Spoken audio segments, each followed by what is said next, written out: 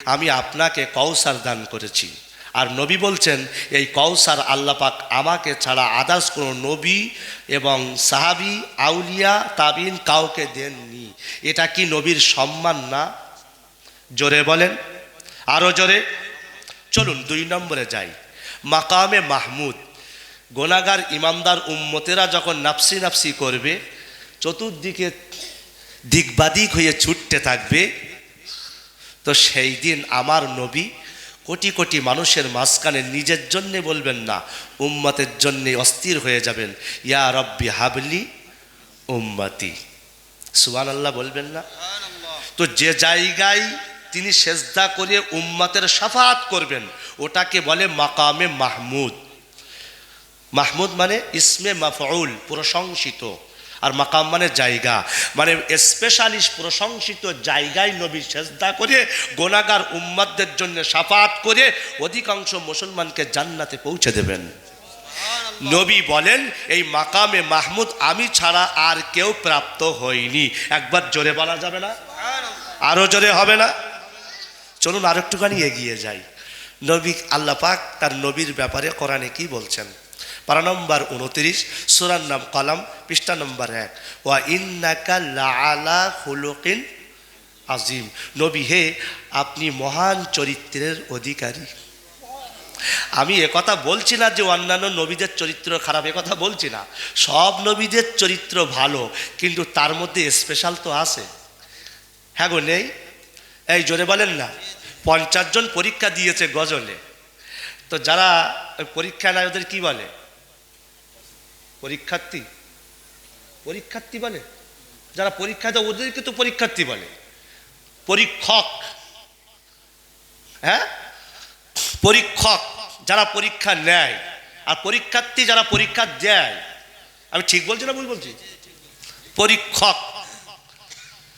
তো যে কথা বলছিলাম, তো পরীক্ষা যারা নেন তারা কিন্তু ফার্স্ট সেকেন্ড থার্ড বাছাই করেন, সবাইকে কিন্তু ফার্স্ট সেকেন্ড থার্ড বাছাই করেন না। তো তাই বলি কি সবাই খারাপ নাকি? সবাই কি সুন্দর কোরআন তেলাওয়াত করছে। আমার আগে একজন এই মাদ্রাসা কি নাম, হযরত মাওলানা আমার রেজাউল করিম সাহেব এবং মাওলানা রুহুল আমিন সাহেবের মাদ্রাসায় কি সুন্দর বাচ্চারা পড়াশুনো করছে, কোরআন শরীফ তেলাওয়াত করছেন, আলহামদুলিল্লাহ। তো ফার্স্ট সেকেন্ড থার্ডের ব্যাপার আছে। তো আমার নবী সমস্ত নবীদের মধ্যে তার চরিত্র হলো সবচাইতে সেরা। জোরে বলুন না সুবহানাল্লাহ। এটা কি নবীর প্রশংসা নয়? জোরে বলেন। আরও একটুখানি এগিয়ে যাই। কোরআন শরীফ পারা নম্বর 30, সূরার নাম আলাম নাশরাহ লাকা সাদরাক। ওতেই আছে ওয়ারাফানা লাকা যিকরাক। জোরে বলবেন না? নবী হে, আপনার মর্তবাকে আমি বুলন্দ করে দিয়েছি।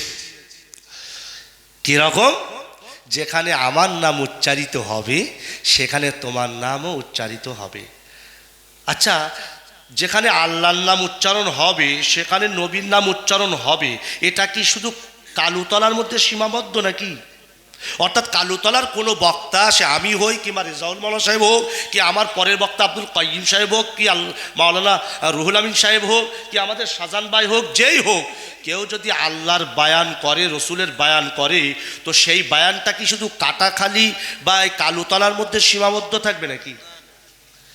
আল্লাহ রসুলের প্রশংসা বলো গোটা 7 সমুদ্র 13 নদী পার হয়ে যদি তুমি শুনতে পাও আশহাদু আল্লা ইলাহা ইল্লাল্লাহ, আমি সাক্ষ্য দিচ্ছি আল্লাহ ছাড়া কোনো মাবুদ নেই, তো 7 সমুদ্র 13 নদী পার হয়ে যদি ওই আওয়াজ শুনতে পাও, তো আল্লাহর জাতের কসম জিসকে কবজে মে আরাফাত কি জান হে, ওই সত্তার কসম যার হাতে আরাফাতের জান, সেখানে মুহাম্মাদুর রাসূলুল্লাহর নামটা তুমি শুনতে পাবেই পাবে। জোরে বলুন সুবহানাল্লাহ। কি শব্দ? আশহাদু আন্না মুহাম্মাদার। আজানে পাবে, ইকামতে পাবে, জলসায় পাবে, মসজিদে পাবে, আর কোথায় পাবে? খানকায় পাওয়া যাবে? আপনি প্রথমে না বললেন তো। খানকায় পাওয়া যাবে, পীরের কাছে পাওয়া যাবে, কিন্তু ওই কেবলা বাবা, ফতে বাবা, ওয়াইসি বাবা, ওই সব জায়গায় পাওয়া যাবে না। ওটা একটু পরে বলবো প্রিয় শ্রোতা মণ্ডলী। বাকি সব জায়গায় পাওয়া। জিকির দেখেছেন? ইশকে দেওয়ানা হইয়ে সামিয়ানায় উঠতেছে, আর হুজুরের লুঙ্গি উঠে যাচ্ছে, এ কি ইশক হইল? এ কি ইশ আমি এখনো বুঝতে পারলাম না। আল্লাহ বলেছেন তোমরা জিকির যখন করবে তাদাররুআও ওয়া খুফিয়া, তার মানে বিনয়ের সঙ্গে নম্রতার সাথে, মিডিল পয়েন্টে, একেবারে উচ্চ আওয়াজে নয়। তো ওইসব জায়গায় আল্লাহ রসুলের আলোচনা হবে না, ওখানে শুধু ঠোক মারামারি আলোচনা, কামাই করতে হবে। তো বুঝতে পারেননি, আমার আজকে বায়ান শিরকের ওপরে না, শিরকের বায়ান না, আমি আজকে যে বিষয় ধরেছি ওই বিষয়ে বলবো। তাহলে কটা হলো? এক প্রকার চারটে বলেই ফেললাম। এবার একটু ঘটনা দিয়ে বলি। সাহাবারা আলোচনা করছেন, অন্যান্য নবীদের প্রশংসা করছেন। একজন সাহাবী বলছে, জানো আমাদের নবীর পূর্বে একটা নবী চলে গিয়েছেন, নাম হচ্ছে আদম। তার লকাব কি জানো? সফিউল্লাহ। জোরে বলুন। সফিউল্লাহ, সেও তো একটা প্রশংসিত মানুষ ছিল নাকি? আদম কি সফিউল্লাহ না? এটা লকাব। প্রথম নবী নূহ আলাইহিস সালামের প্রশংসা করছে সাহাবারা। জানো আমাদের নবীর পূর্বে একটা নবী চলে গিয়েছেন, নাম হচ্ছে নূহ, তার লকাব হলো নাজিউল্লাহ। সাহাবারা এভাবে প্রশংসা শুরু করতে লাগলেন। কোন সাহাবী আর এক সাহাবীকে বলছেন, আমাদের নবীর পূর্বে একজন নবী চলে গিয়েছেন, নাম হলো তার ইব্রাহিম। ইব্রাহিম কি? ইব্রাহিম অবশ্যই নবী, কিন্তু তার লাকাব হলো খলিলুল্লাহ। এতটুকু বলে শান্ত হননি। আরো একজন সাহাবী বললেন, আমাদের নবীর পূর্বে আরো একজন নবী চলে গিয়েছেন, যার নাম হলো ইসমাইল, লকাব হলো জাবিহুল্লাহ। আরো একজন সাহাবী বলছেন, আমাদের নবীর পূর্বে একজন নবী চলে গিয়েছেন, যার নাম হলো মূসা, কালিমুল্লাহ। কালিমুল্লাহ শব্দের অর্থ হলো কথোপকথন করা, অর্থাৎ যে নবী আল্লাহর সঙ্গে কথা বলেছেন। মূসা তুর পাহাড়ে আল্লাহর সঙ্গে কথা বলেছেন কি বলেননি? এই জন্য মূসা নবীর টাইটেল হলো কালিমুল্লাহ। আরো একজন সাহাবী বলছেন, আমাদের নবীর পূর্বে আরো একজন নবী চলে গিয়েছেন, নাম হলো ঈসা, লকাব হলো রূহুল্লাহ। এভাবে করি সাহাবারা প্রত্যেক নবীর প্রশংসা করছিলেন। প্রশংসার মাঝখানে আমাদের নবী উপস্থিত। কোন নবী? আমাদের নবী, বিশ্ব নবী উপস্থিত। তিনি বলছেন, ও আমার সাহাবারা, তোমরা যা আলোচনা করছো এতে আমার কোনো আপত্তি নেই, তোমরা যাদের প্রশংসা করলে এতে আমার কোনো হিংসা নেই। আমি তো জগতের রহমত হয়ে পৃথিবীতে এসেছি, হিংসা করা এটা আমার স্বভাব না, বরং সহনশীল হওয়া হলো আমার প্রিয় শ্রোতা মণ্ডলী, নবী বলছেন, আমার কোনো আপত্তি নেই, প্রশংসা করো, কিন্তু একটা বার ভেবেছো তোমাদের নবী কি? সাহাবারা বললেন, আল্লাহু আ'লামু ওয়া রাসূলুহু, আল্লাহ এবং তার রাসূল ভালো জানেন। নবী বললেন, প্রত্যেক নবীর লাকাব কালিমুল্লাহ, প্রত্যেক নবীর লাকাব সাফিউল্লাহ, নাজিউল্লাহ, জাবিহুল্লাহ, কিন্তু আমি নবী, আমি হলাম আল্লাহর হাবিবুল্লাহ। হাবিবুল্লাহ মানে কি? হাবিব মানে প্রিয়।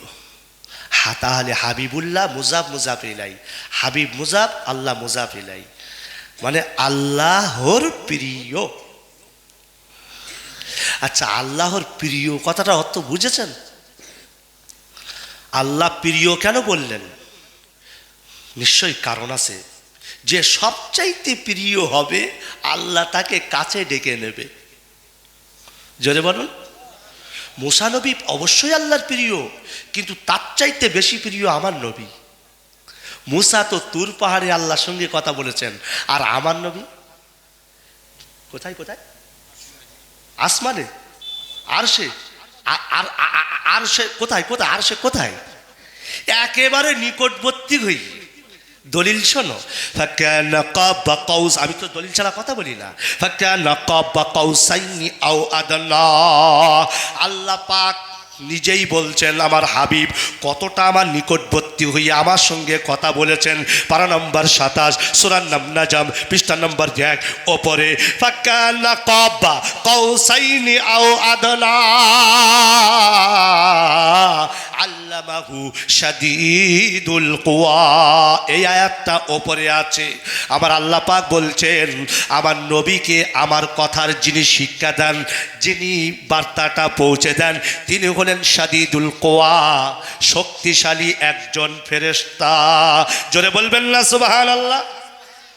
এই ফেরেশতা জিবরাইল কতটা নিকটবর্তী হতেন, যখন ওহিটা নবীর কাছে নিয়ে আসতেন, ফাকানা কাবা কাউসাইনি আও আদনা, দুই ধনুক মানে দুই হাত যতটা দূরত্ব, এতটাই কাছে কাছাকাছি হয়ে জিবরাইল আল্লাহর বার্তা নবীর কাছে পৌঁছে দিতেন। আল্লাহ বলেন জিবরাইল নবীর আমার প্রিয় হাবিবের যতটা না নিকটবর্তী হতেন, তার চাইতেও বেশি নিকটবর্তী আমার রসুল আমার হয়েছিলেন। নারায়ে তাকবীর হবে না? তোমরা এখন বলো এটা কি নবীর সম্মান না? ইনদাহা সিদরাতিল মুনতাহা, পারা নম্বর 27 সূরা নাজম পৃষ্ঠা নম্বর 1 মিডল পয়েন্টে আমার রসুল জিবরাইলকে তার আসল আকৃতিতে 4 বার দেখেছিলেন। তার মধ্যে একটা বার হলো ইনদা সিদরাতিল মুনতাহা। সিদরাতুল মুনতাহার ব্যাখ্যা দিলে পাক্কা 1 ঘন্টা সময় চলে যাবে, কিন্তু আমার ব্যাখ্যা তো ওই দিকে না। তাই আমি আপনাকে বলবো একটু ভালো করে কোরআনটা বোঝার চেষ্টা করুন, তা না হলে কিন্তু আপনি কিছুই বুঝতে পারবেন না। ইনদা সিদরাতিল মুনতাহা, নবীজি জিবরাইলকে সিদরাতুল মুনতাহায় আসল আকৃতিতে দেখেছিলেন। মেরাজের রাত্রে জিবরাইল যখন নবীকে সঙ্গে নিয়ে প্রথম দ্বিতীয় তৃতীয় এমনি করে সিদরাতুল মুনতাহায় পৌঁছে গেলেন, আল্লাহ পাকের নবী বলছেন জিবরাইল এবার একটু ওপরে উঠি। জিবরাইল বলে না, আমি যেতে পারবো না। আল্লাহর বিনা অনুমতিতে যদি আমি জিবরাইল ওপরে উঠি, আল্লাহ নূরের তাজাল্লিতে আমি জিবরাইল জ্বলে পুড়ে ভস্ম হয়ে যাব। ইয়া রাসূলুল্লাহ, আল্লাহ যদি আপনাকে তৌফিক আর ক্ষমতা দেন তাহলে আপনি যেতে পারবেন, আমি পারবো না। তাই আমি একটা কিতাব লিখছি, জীবন পরিবর্তন হাতিয়ার, পরিবর্তনের হাতিয়ার। ওই কিতাবের ভেতরে আমি একটা কবিতা লিখেছি, যেখানে যেতে পারে না জিবরাইল সেখানে অনায়াসে পৌঁছে যাই রাহমাতাল লিল, জোরে বলো, আলামিন। আপনারা বলেন জিবরাইলও যেখানে যেতে পারছে না, নবীরাও যেখানে যেতে পারছে না, সাহাবারাও যেখানে যেতে পারছে না, তারপরে আউলিয়ারাও যেখানে যেতে পারছে না, সেখানে কে যাচ্ছেন? জোরে বলো। কেন তাকে হাবিবুল্লাহ বলা হয় এবার বোঝো, আমি বলবো না। এই হলো হাবিবুল্লাহ, আল্লাহর প্রিয়। জোরে বলা যাবে না সুবহানাল্লাহ। আমার নবীর সম্মানের ব্যাখ্যা যদি আমি করতেই থাকি সারা রাত পার হয়ে যাবে, কিন্তু সবটা বললাম না। এখানে কেন মর্যাদাটা বলেছি তারও একটা রহস্য আছে, শুনে নিন। আমি এমনি এমনি মর্যাদাটা বর্ণনা করিনি। মসজিদের ইমাম সাহেব শুক্রবারের দিন মসজিদের মেহরাবে দাঁড়িয়ে উপস্থিত মুসল্লিদের সামনে বলছে, জানো কি? বলে কালুতলায় আগামীকাল আমাদের এখানে সভা হবে, ঐতিহাসিক সভা, ইসলামিক ধর্মসভা, কোরআন হাদিসের আলোচনা করবেন। বহু বক্তা তো এসেছে, কিন্তু একজন মর্যাদা সম্পন্ন বক্তা আসতেছেন মক্কা থেকে। কোথা থেকে? মক্কা। কে বলছেন? ইমাম সাহেব। মক্কা থেকে একজন সম্মানিত মর্যাদাশীল বক্তা আসতেছেন। ইমাম সাহেব বলছে, শোনো, উনি আমাদের এখানে আসতেছেন, খবরদার কেউ যেন বিয়াদবি করো না। উনি যা বলবে তা শুনবে, যা চাইবে তাই দিবে। খবরদার তোমরা যদি বিয়াদবি করো না, উনি মনে কষ্ট পাবে।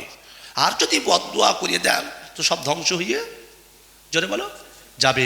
সুতরাং উনি যতক্ষণ থাকবে তোমরা তার কথা মেনে চলবে, বিয়াদবি করবে না, তার কথা শুনে চলবে, যেভাবে চলতে বলবে সেভাবে চলবে, যা চাইবে দিবে, কোনো রকমের যেন বিয়াদবি করবে না। অলরেডি বক্তা এসেও গেছে।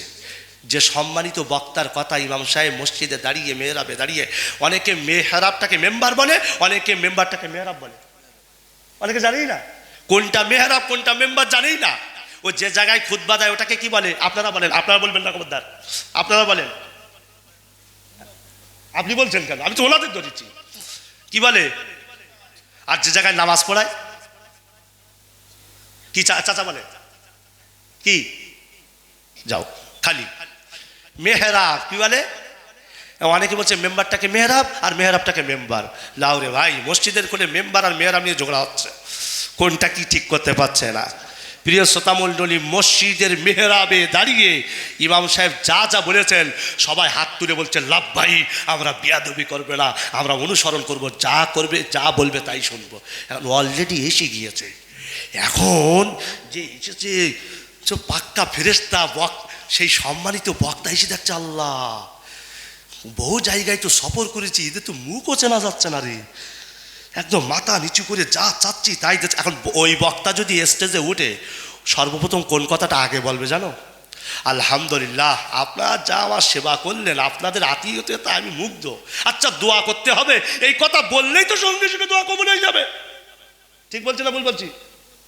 আর যদি বিয়াদবি করেন মনে কষ্ট পাবে না? আর ওই কষ্টটাই হলো বদদোয়া, জীবনটা ধ্বংস হয়ে যাবে। ঠিক বলছি না ভুল বলছি? আমি এই উদাহরণটা এমনি এমনি দেইনি। এখন আল্লাহ বলছেন আমি তোমাদের মাঝে একজন নবী পাঠাবো, সে আসতেছে, খবরদার বিয়াদবি করো না, তার অনুসরণ করে চলবে। সে অলরেডি আবার এসে গেছে, যেমন বক্তা এসে গেছে, সে অলরেডি এসে গেছে। কোথায় আছে? কোরআনে, কদ জাআকুম মিনাল্লাহি নূরু ওয়া কিতাবুম মুবিন। নূর মানে কি? আলো। আলো বলতে এখানে মুহাম্মাদুর রাসূলুল্লাহ। ওয়া কিতাবি মুবিন, স্পষ্ট কিতাব বলতে কোরআন। আল্লাহ বলছে অলরেডি এসে গিয়েছে। প্রথমে বলেছেন আসছে, আমি পাঠাচ্ছি, এরপরে এসে, তাহলে মসজিদের ইমাম সাহেব জুমার দিন বলল আগামীকাল আসছে, অলরেডি এসে গিয়েছে। আল্লাহ বলছেন আসছে। কত খ্রিস্টাব্দে আসতেছে? 500, তাও জানো না, তাদের সামনে ওয়াজ করছি রে ভাই, 570 খ্রিস্টাব্দে। এত জলসা হচ্ছে, জয়নাল সাহেব বায়ান শুনছেন, এত বক্তার বক্তব্য শুনছেন। আমি একটু প্রশ্ন আকারে কথা বলি, হ্যাঁ না না উত্তর না দিলে জলসা করতে পারি না আমি। একটু উত্তর দেন ভাই, শুধু একটা না, ওই না একটা না শুধু আসিয়ার ঘটনা বলে যাবো, কাউকে জিজ্ঞাসা করবো না, টান মেরে বাবা আমরা বলবো, এরকম বলবো। প্রিয় শ্রোতা মণ্ডলী, এখন আল্লাহ বলছেন যে আমি পাঠাচ্ছি। 570 খ্রিস্টাব্দে পাঠালেন, নবী হলেন 40 বছরে, পাঠাচ্ছি। এবার আল্লাহ পরে বলছেন কোরআন শরীফে, পাঠিয়ে দিয়েছি।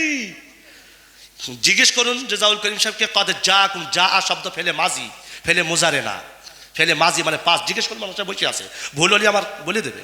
কদ জাআকুম মিনাল্লাহ, আবার কদ এসেছে, ফেলে মাজি শুরুতে কদ আসলে তাহকিকের মানে দেয়, অতি অবশ্যই চলে এসেছে নবী। আচ্ছা, এবার আসার পরে কাজটা কি? আমাদের একটা করণীয় নেই কি? ইমাম সাহেব কি বলল? একদম সম্মান দিবে, যা বলবে তাই শুনবে, একদম বেয়াদবি যেন করো না। আল্লাহ বলতেছে এসে গেছে, খবরদার, অনুসরণ করলে জান্নাত, আর নাফরমানি করলে ওটা আমার নাফরমানি করা হবে, জান্নাত। প্রিয় শ্রোতা মণ্ডলী, যে নবীর সম্মান এতটা, মাকামে মাহমুদ দেওয়া হবে, হাউসে কৌসার দেওয়া হবে, যেখানে যেতে পারে না জিবরাইল সেখানে চলে যায় রাহমাতাল লিল আলামিন, যার মর্তবাকে আল্লাহ তার নিজের পরে রেখেছেন। আল্লাহু আকবার। আল্লাহ পাক কিয়ামতের দিন পাশে একটা সিংহাসন রেখেছেন, সেই সিংহাসনে নবী বসবেন, মাকামে মাহমুদ দিয়েছেন। একটা বারও ভেবেছি এত বড় নবীর আমরা উম্মত? ভেবেছি তিনি কি করেছেন আর আমরা কি করছি, তার সাহাবারা কি করেছেন আর আমরা কি করছি? এখন রসুল আসার পরে যদি নাফরমানি করি, রসুল কষ্ট পাবে কি পাবে না? বক্তা যদি কষ্ট পায় বদদোয়া দেবে, আর রসুল যদি কষ্ট পায় কি হবে? ধ্বংস অনিবার্য হয়ে যাবে। আমার আল্লাহ বলছেন আমার রসুলের সামান্য গুস্তাকি আমি সহ্য করব না। আব্দুল মাতিন সাহেবের নাম শুনেছেন? উনি কিন্তু ইচ্ছাকৃত কথাটা বলতে চাইনি, অনিচ্ছাকৃত বার হয়ে গিয়েছে। কিন্তু তালাক শব্দ কেউ যদি বলে মুফতি সাহেব আমার ইচ্ছা ছিল না, আমি একটু হেসে হেসে তালাক দিছি, জিজ্ঞাসা করুন মাওলানা সাহেবদেরকে, কোনো মাওলানা এ ফতোয়া দেবে না যে অন্তরে ইচ্ছা ছিল না সুতরাং তালাক হয়নি, এ ফতোয়া কেউ দেবে না। সবাই বলবে তোমার অন্তরে কি ছিল গুলি মারো, মুখে কি বলেছো তাই বলো। মুখে যদি 3 তালাক হয় তো কি হয়ে যাবে? আমাদের কাছে 3 তালাক হবে, কিন্তু আহলে হাদিসদের কাছে 1000 তালাক দিলেও কথা লাগাবে। এই জন্য ফতোয়া আমাদের কাছে নিয়ে আসে না, ওদের কাছে যায়। সাথে যখন ঘা পড়ে তখন এই বোখারি, তখন বোখারিটা অস্বীকার করে দেয়। ও আপনারা বুঝবেন না, মাওলানা সাহেবরা বুঝবে। আপনাদের এখন যে ওয়াজ করছে সেটা শোনেন। প্রিয় শ্রোতা মণ্ডলী, আমার ইচ্ছা থাক আর না থাক, নবীকে সম্মান করার ইচ্ছা থাক আর না থাক, যদি আমার মুখ দিয়ে যদি এমন কথা বার হয় যা নবীকে অসম্মান হবে, ইমান শেষ হয়ে যাবে। আমি আব্দুল মাতিন সাহেবকে বলবো, আল্লাহ আপনার যোগ্যতা দিয়েছেন, কিন্তু আপনি ওই কথাটা উইথড্র করে নেন, ভিখারির বাচ্চা, এটা কোনো নবীর শানে বলা যায় না। আপনি বলতে চেয়েছিলেন অন্য কিছু, কিন্তু ওটা মুখ দিয়ে ওই কথাটা বেরিয়ে গিয়েছে, এটা নবীদের শানে ভিখারির বাচ্চা শব্দটা বলা যায় না। বুঝতে পেরেছেন আমি কি বলতে চাইলাম? এবার তাই বলে যারা প্রতিবাদ করতেছে তারা আবার কাফের বলছে। আরে ভাই, ওরা ঘোলা জলে মাছ ধরতেছে, আপনি ফোন করে বলেন একটা মিস্টেক হয়েছে, ওরা বলতে নেই, কিন্তু এমনভাবে প্রতিবাদ করছে যে ওই মাওলানার তাসলিমা নাসরিনকে এক জায়গায় করে দিচ্ছে। তাসলিমা নাসরিনকে কাফের বল, ঠিক আছে, বেঈমান বল, ঠিক আছে, একজন আলিমী দিন সদা সর্বদা আল্লাহ রসুলের দিকে ডাকছে, সে তার একটা মিস্টেক হয়ে গেছে, তাকে কেউ বলতো কাফের। তাহলে এরা ঘোলা জলে মাছ ধরতে না, তাহলে প্রতিবাদের ভাষাটাও তো ঠিক হতে হবে। এই জন্য শব্দ চয়নের ক্ষেত্রেও বিশেষ গুরুত্ব দিতে হবে, আবার প্রতিবাদ করার ক্ষেত্রেও বিশেষ গুরুত্ব দিতে হবে। এ আমার বক্তব্য বুঝে আসছে? এখন নবী পাঠিয়ে দিয়েছে, এখন আমরা অনুসরণ করলে জান্নাত, না করলে জাহান্নাম। তো এত বড় নবীর উম্মত হয়ে একবারও কি ভেবেছি যে তারা কি করেছে আর আমরা কি করছি? নবীর কন্যা ফাতেমা কি করেছে আর আমার ঘরের ফাতেমারা কি করছে? নবীর স্ত্রীরা কি করেছে আর আমার ঘরের স্ত্রীরা কি করছে? একবারও ভেবেছি? নবী নন্দিনী ফাতেমা বিদায় নেবে, হযরতে আলী এসেছেন রসুলুল্লাহর কাছে, আল্লাহ রসুল ফাতেমাকে নিতে এসেছি। নবীজি বলেন, যাও আলী, আমি পাঠিয়ে দিচ্ছি। মাগরিবের নামাজ পড়ে নবীজি বাড়ি চলে আসলেন। উম্মে আইমানকে ডাকলেন, উম্মে আইমান কোথায় আছো, এসো। উম্মে আইমান চলে আসলেন। হযরতে ফাতেমা বলছেন, আমি ততক্ষণেও টের পাইনি, আমি ততক্ষণেও বুঝে উঠতে পারিনি যে আজকেই আমি আমার স্বামীর ঘরে বিদায় নিতে হবে, স্বামীর ঘরে চলে যেতে হবে। আমি স্বাভাবিকভাবে কাজে ব্যস্ত ছিলাম। আল্লাহ পাকের নবী উম্মে আইমানকে ডেকে বলেন, উম্মে আইমান, আমার কন্যা ফাতেমাকে আলীর ঘরে পৌঁছে দিয়ে এসো। শাহজাহান ভাই বলল, মুফতি আরাফাত সাহেব, রসুল কি করেছেন, আমরা কি করছি, সাহাবারা কি করেছেন, আমরা কি করছি, একটু আমাদের কালু তলাতে বলো। প্রিয় শ্রোতা মণ্ডলী, এটা কি শুধু কালু তলাতেই বলতে হবে? না না না না, আগামী 2 জায়গায় যাচ্ছি, সেখানেও ইনশাল্লাহ বলবো। হযরতে ফাতিমা রাদিয়াল্লাহু তাআলা আনহা বলেন, আমি শুনতে পেলাম আল্লাহ পাকের নবী আমার আব্বাজান উম্মে আইমানকে বলছেন, উম্মে আইমান, আমার নবী আমার কন্যা ফাতেমা খাতুনে জান্নাতকে আলীর ঘরে পৌঁছে দিয়েছো। হযরতে ফাতেমাকে সঙ্গে নিয়ে আলীর বাড়িতে চলে গেলেন। হযরতে উম্মে আইমান দরজায় টোকা মারলেন, সঙ্গে সঙ্গে আলী দরজা খুলে দেখে সামনে উপস্থিত ফাতেমা। আলী কাকে বলে জানো? আনা মদিনাতুল ইলমি ওয়া আলিয়ুম বাবুহা। আল্লাহ রসুল বলছেন, আমি হলাম জ্ঞানের রাজ্য আর আলী হলো সেই রাজ্যের প্রবেশের দরওয়াজা। একটু সুবহানাল্লাহ হবে না? নারায়ে তাকবীর দাও না। প্রিয় শ্রোতা মণ্ডলী, হযরতে আলী ততক্ষণেও বুঝতে পারিনি যে ফাতেমা আজকেই আসবে। ফাতেমাকে সামনে নিয়ে গেছেন হযরতে উম্মে আইমান, বললেন, এই নাও তোমার আমানত, তুমি নিয়ে নাও। ও আমার কালুতলার যুবকেরা, নওজওয়ানেরা, ও আমার কালুতলার মা বোনেরা, আমার জলসা যদি আপনারা শোনেন তাহলে আজকে নিজেকে নিয়ে একটু রাত্রে ভাবনা চিন্তা করেন, আমার আপনার জীবনটা কোথায় যাচ্ছে আর রসুলের কন্যাদের জীবনটা কোথায় ছিল। প্রিয় শ্রোতা মণ্ডলী, আমার রসুল যদি বলতেন, ও আমার সাহাবারা কে কোথায় আছো, ছুটে চলে এসো, আমার কন্যাকে বিদায় দেব চাকচিক্য করে, জাক জমকপূর্ণ করে, রসুল যদি এতটুকু ইঙ্গিত করতেন, সব সাহাবারা অর্থ সম্পদ রসুলুল্লাহর পায়ের তলায় লুটিয়ে দিত। ঠিক বলছি না ভুল বলছি বলো? ঠিক বলছি না ভুল বলছি, জোরে বলেন।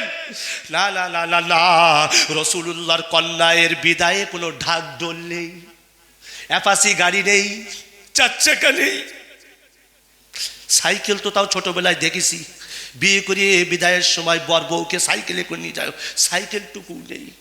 নবী নন্দিনী ফাতিমা খাতুনে জান্নাত সাইয়্যিদাতুন নিসা, ওরকম নারী জীবনে আসেনি, আর কিয়ামত পর্যন্ত চ্যালেঞ্জ করছে আর হাসবে না। আজকে আমার আপনার ঘরের ফাতেমারা বিদায় দেওয়ার সময় তার পিতারা কি করে, ঢাক ঢোল বাজায়, ডুক ডুক বাজায়, বাজায় কি বাজায় না? এই জোরে বলেন, কত আইটেম শুরু হয়ে যায়। আবার যদি বলে হেঁটে হেঁটে বাড়ি যা, তো জীবনে ওই মেয়ে পিতার সঙ্গে কথা জোরে বলো বলবে না। নবী নন্দিনী ফাতিমা হেঁটে হেঁটে আলীর বাড়িতে যাচ্ছেন, কোনো জাকজমক নেই, কোনো ঢাল ঢোল নেই, কিচ্ছু নেই। ও আমার ঘরের ফাতেমারা বলো, তুমি কি নবী নন্দিনী ফাতিমা চাইতেও শ্রেষ্ঠ মর্যাদার অধিকারী? বলো বলো বলো। না না না না, তুমি ফাতেমার চাইতেও বড় মর্যাদার অধিকারী হতে পারবে না। ফাতেমা কে জানো? ফাতেমা হলো বিশ্ব নবীর কন্যা। ফাতেমাকে জানো? খাতুনে জান্নাত। ফাতেমাকে জানো? আলীর স্ত্রী। ফাতেমাকে জানো? হাসান হুসাইনের মা। সুতরাং এমন মা বিদায় নিচ্ছে, কোনো ঢাক ঢোল থাকে না। আমার ঘরের মা বোনেদের উদ্দেশ্যে আমি বলবো, আপনারা এরকম করবেন না। অনেক মহিলা আছে, আমি ঠাকুর নামাতে বলেছি, অনেক মহিলা আছে, বাবা রে, বলে সুন্দর। একজন একজন একজন একজন একজন একজন আলিমে দিন একজন মহিলাকে বলছে, বেপরদায় ঘুরে বেড়াচ্ছে, তো বলছে, মা তুমি তুমি বেপরদায় ঘুরছো কেন? বলছে, সৌন্দর্য যদি ঢাকতেই হয় তা আল্লাহ সৌন্দর্য দিল কেন? আমি এই কথাটা অনেক জলসায় বলি।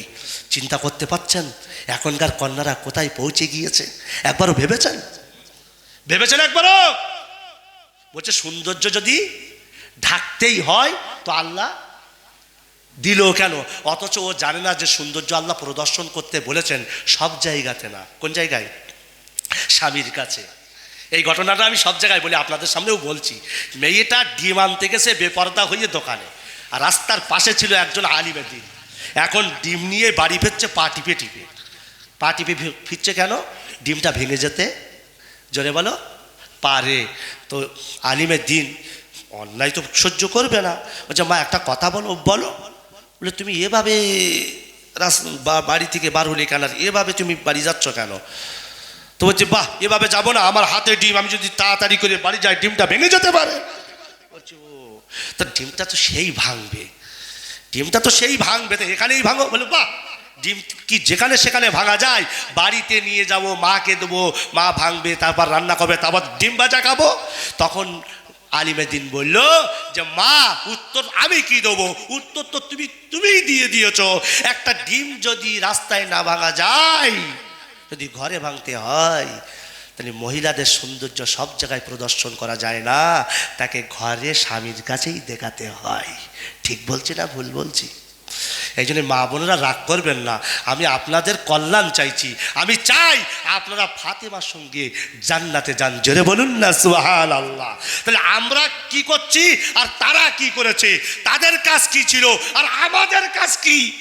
আমার কাছে একজন এসে বলছে, হুজুর একটা তাবিজ লিখে জানতে। কেন? বলে, হুজুর গতকাল রাত্রে যা স্বপ্ন দেখেছি, মনে হচ্ছে বাঘ খেয়ে ফেলবে। আরে বাঘ এখনো তো খাইনি, বাঘ তো এখনো খাইনি। খেয়ে ফেলুন, খেয়েছে কি? খেয়ে তাহলে তো আসতে পারতিস নিয়ে, বাঘ তো কোনো খাইনি। তো তখন আমি বলছি, এই তুই উজু করিনি? বলছি, হুজুর না, উজু টুজু করিনি।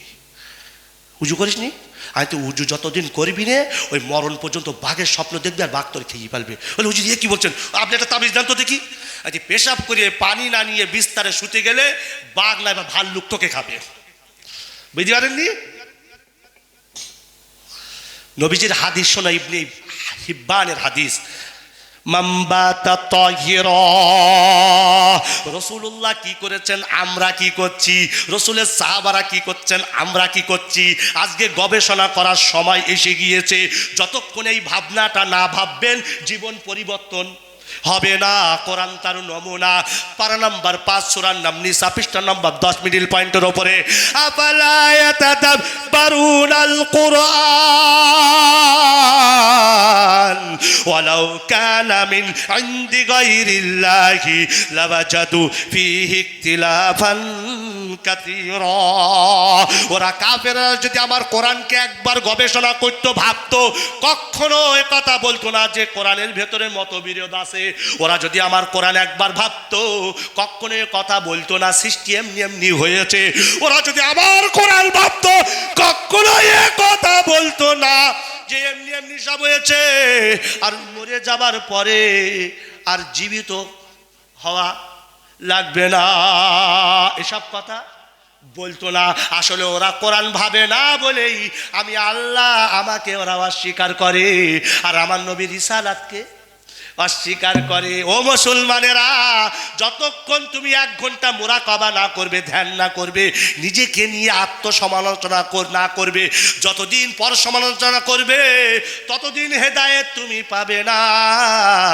যেদিন থেকে নিজেকে আত্মসমালোচনার মধ্যে লিপ্ত করবে, ওদিন থেকে আস্তে আস্তে হেদায়েত পাবে, তুমি নিজেও বুঝতে পারবে না।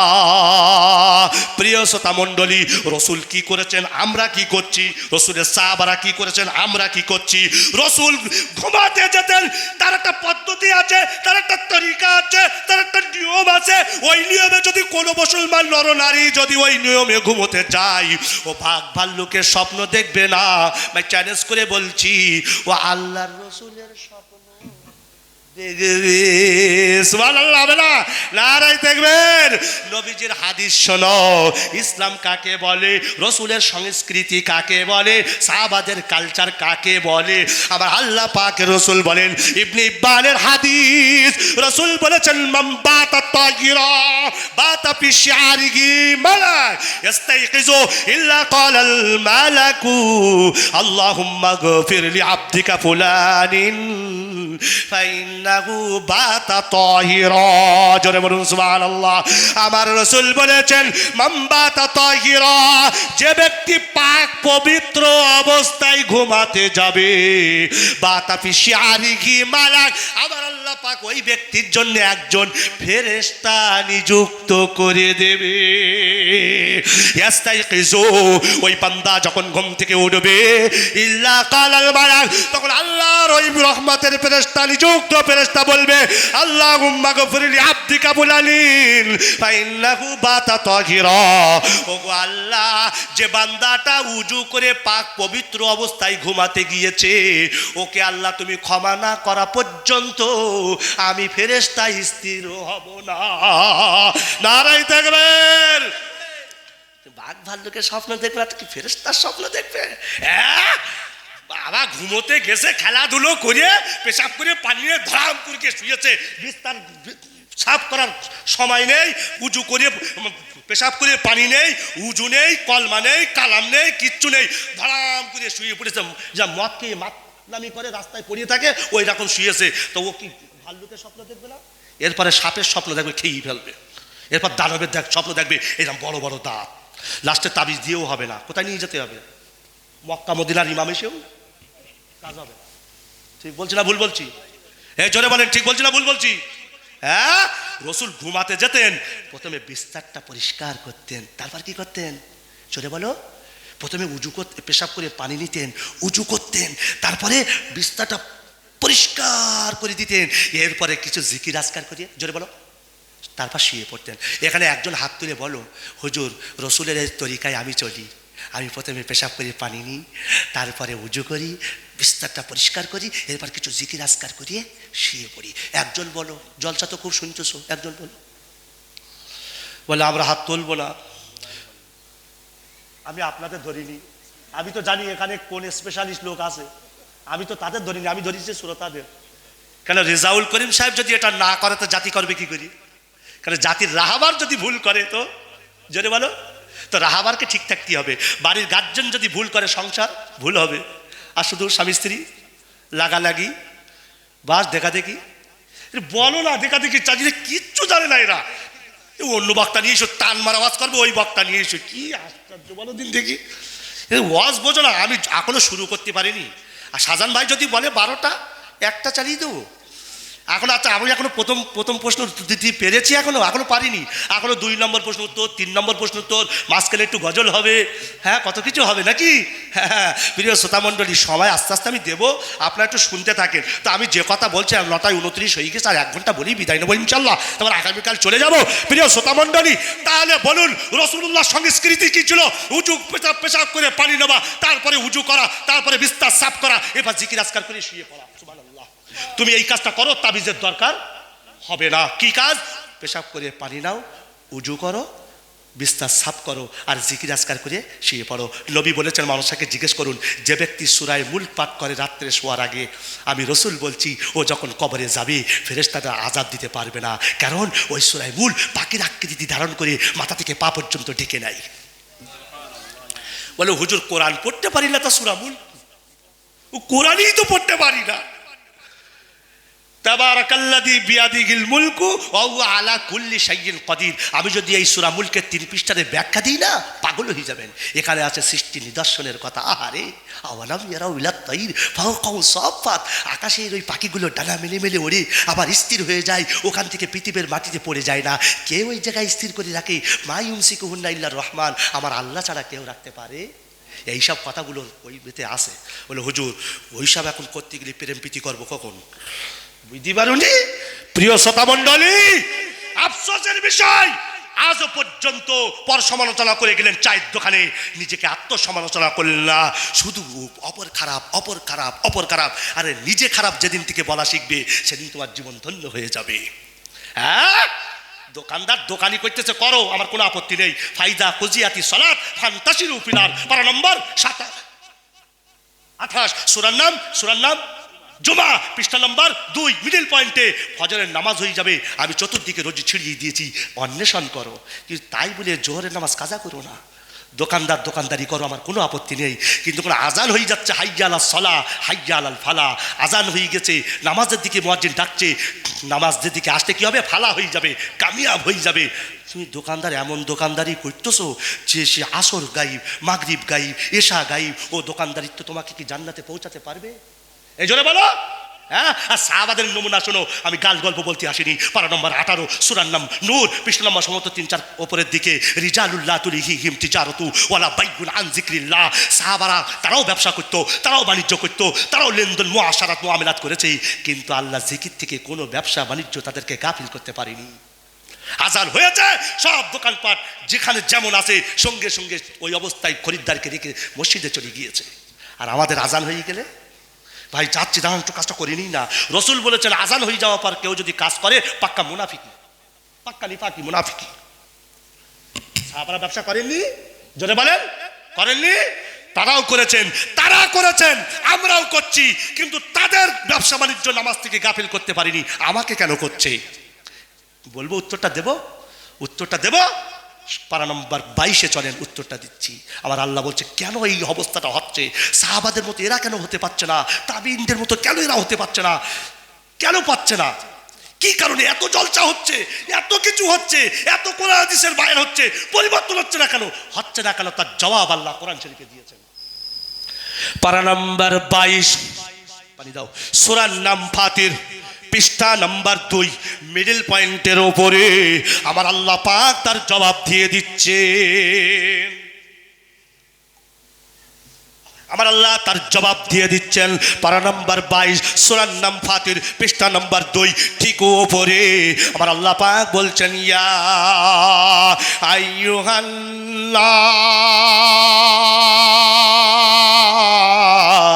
ইন্না ওয়াদাল্লাহি হাক্কুন ফালা তাগুররান্নাকুমুল হায়াতুদ দুনিয়া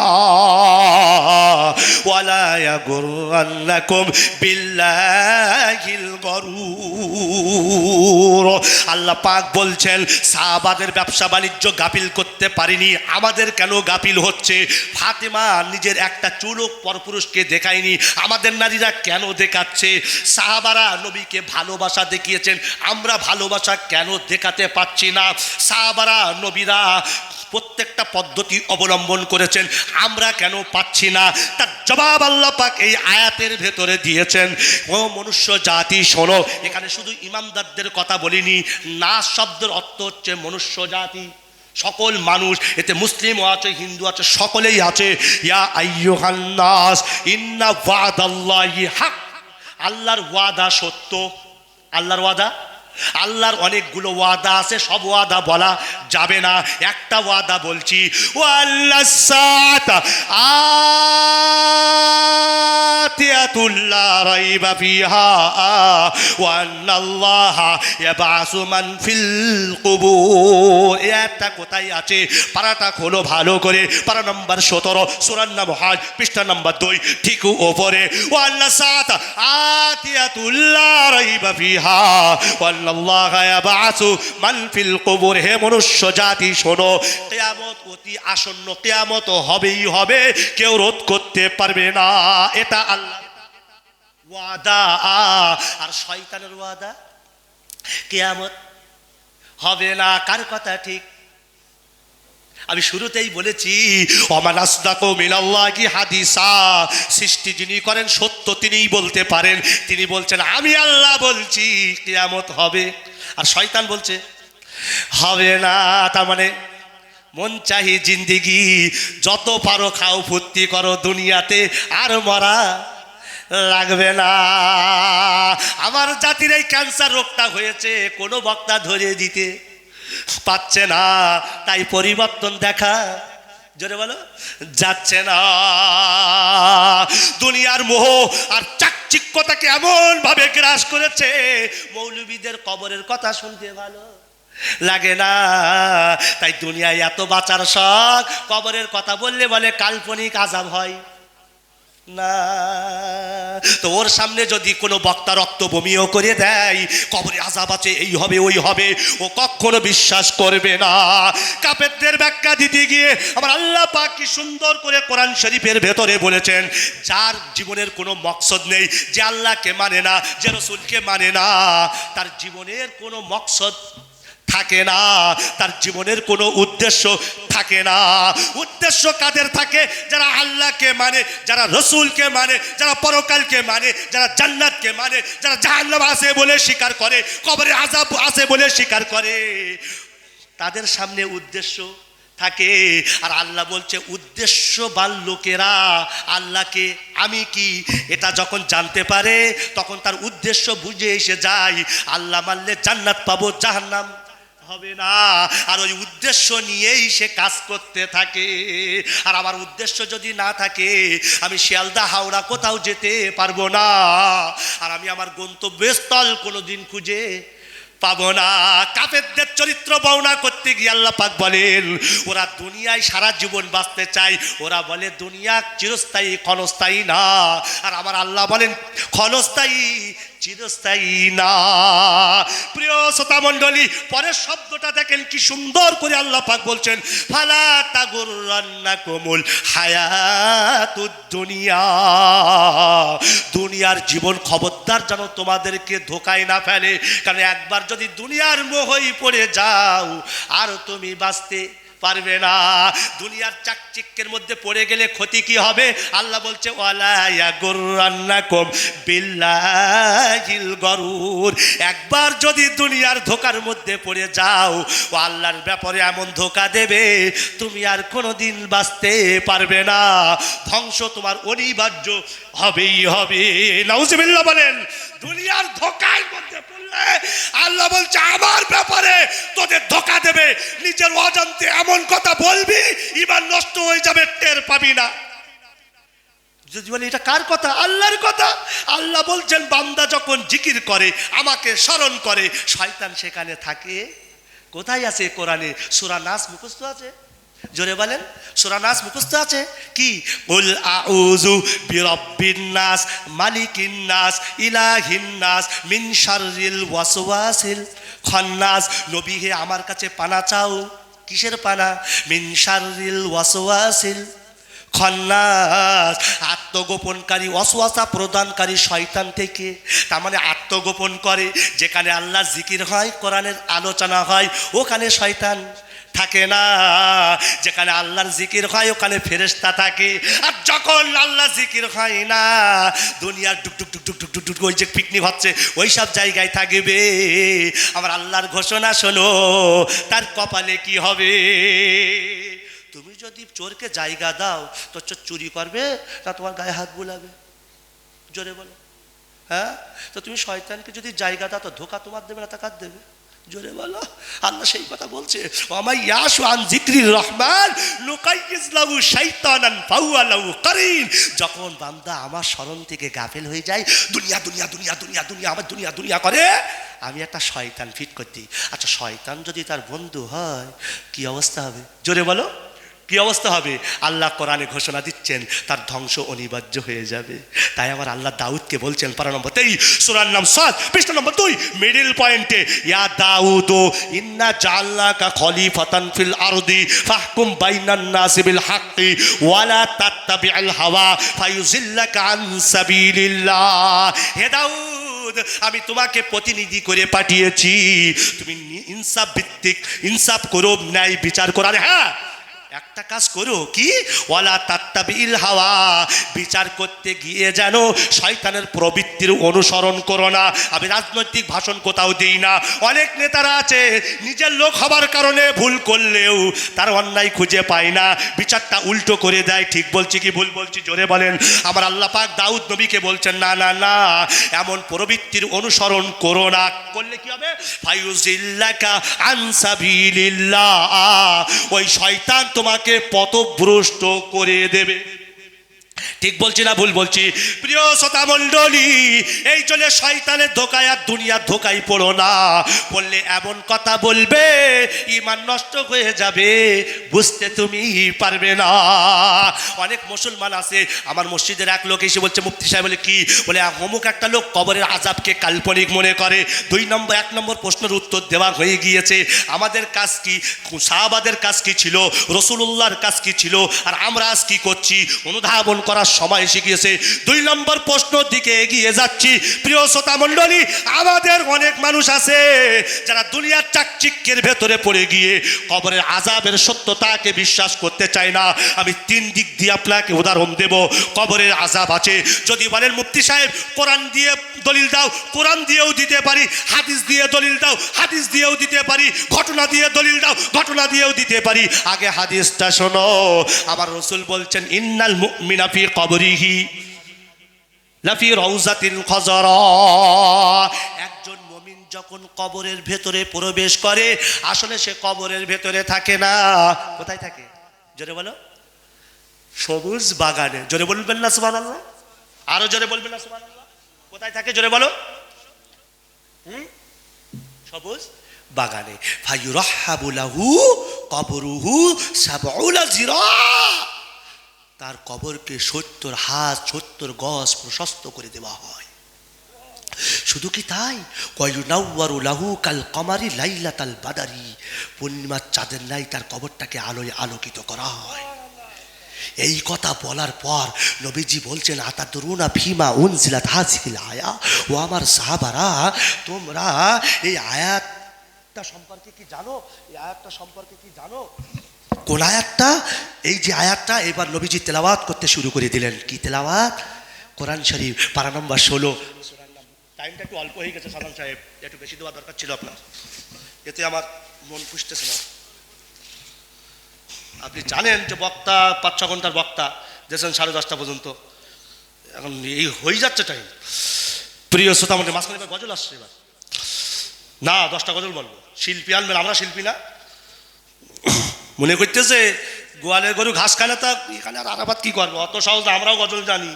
দাও দিচ্ছে, একটু পরে দাঁড়াও। হ্যাঁ, প্রিয় শ্রোতা মণ্ডলী ভালো করে শোনো।